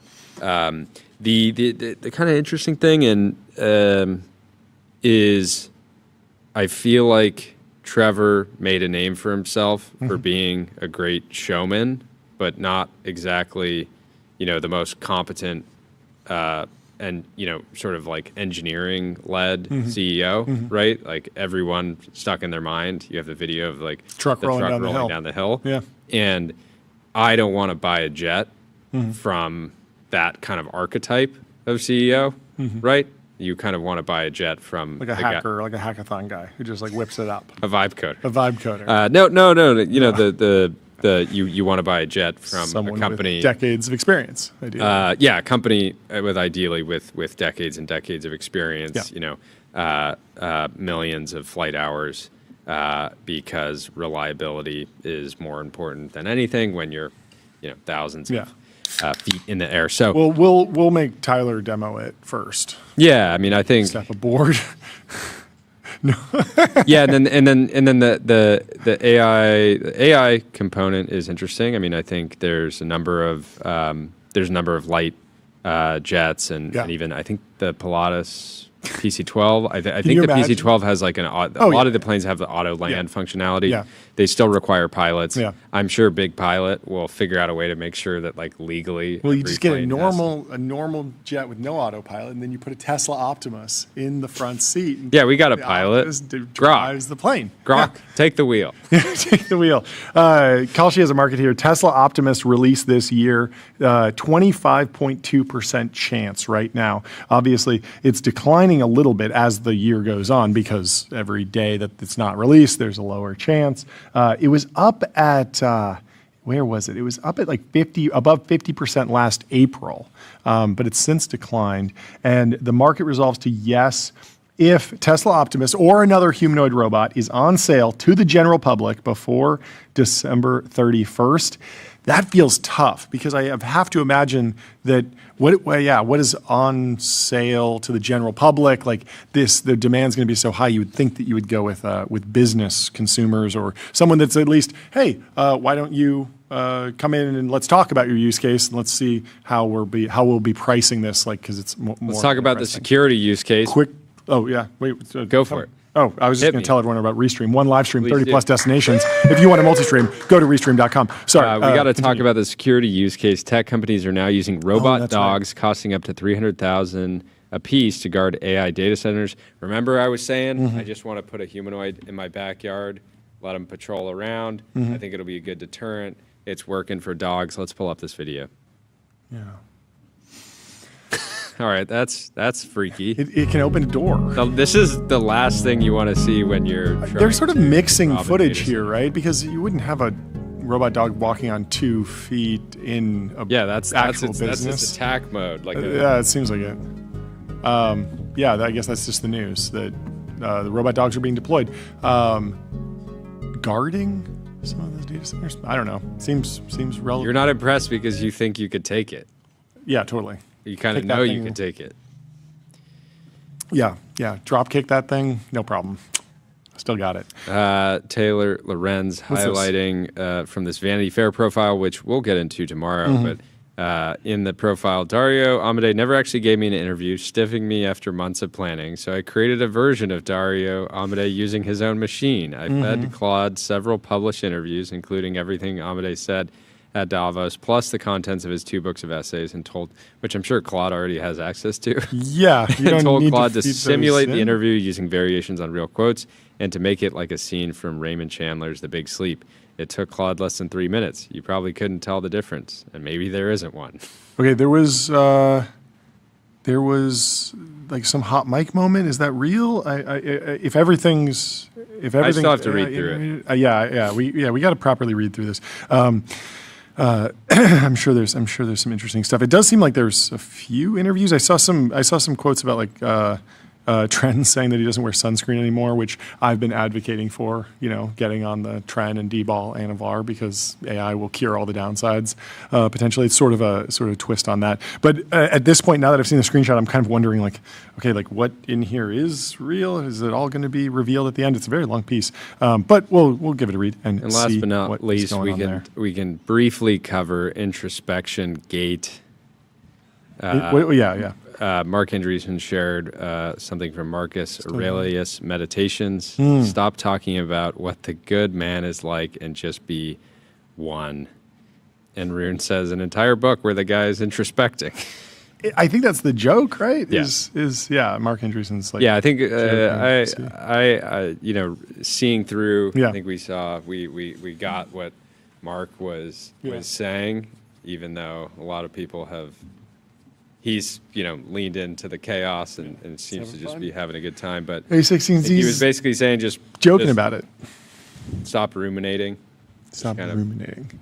Just. I mean, it's a transposition of the "you can just do things" idea. It's like actually go and do the thing. Jeremy Gaffon has another post about this, where it's like people are like rehearsing for the fight that never comes, and that is like a different formulation of like the don't. It's like don't spend your entire life just thinking about what you're meant to do with your life. Like go do something, get some real experiences. There's probably a room for introspection, and then go back and forth and watch the game tape, monitor your KPIs, but also just think about what brings you joy and what you can do in the world that's beneficial. What's your ikigai? What are you good at? What does the market want from you? What can you make money doing? That type of stuff. Like these are reasonable, but should that be 99% of your your time spent? Probably not. Never ruminate. Never ruminate. Always spect. Never ruminate. Always spect. Okay. Spect max. Well, let me tell you about Plaid. Plaid powers the apps you use to spend, save, borrow, and invest. Securely connecting bank accounts to move money, fight fraud, and improve lending now with AI. Bill Gurley says, I fear that AI has decimated the traditional email inbox as we know it. Too many personalized slop emails slip through the spam filter. Hope someone builds a better mousetrap. This one is cooked in its current form. Great use of the word cooked. Interesting. Nikita was saying February 11th prediction in less than 90 days, all channels that we thought were safe from spam and automation will be so flooded that they will no longer be usable in any functional sense. iMessage, phone calls, Gmail. Email inbox certainly feels that way. Nikita says spam laws will need to be rewritten soon. Machines should be prohibited from communicating with humans unprompted. So this will actually make your job just hitting like the button because like, no, a machine didn't send that, a human did. Like, the human hit the button and you're gonna have to press a button like, 10,000 times a day if you're BDR sending sales emails. So anyways, it has been an honor to do the show. We have one last gong today.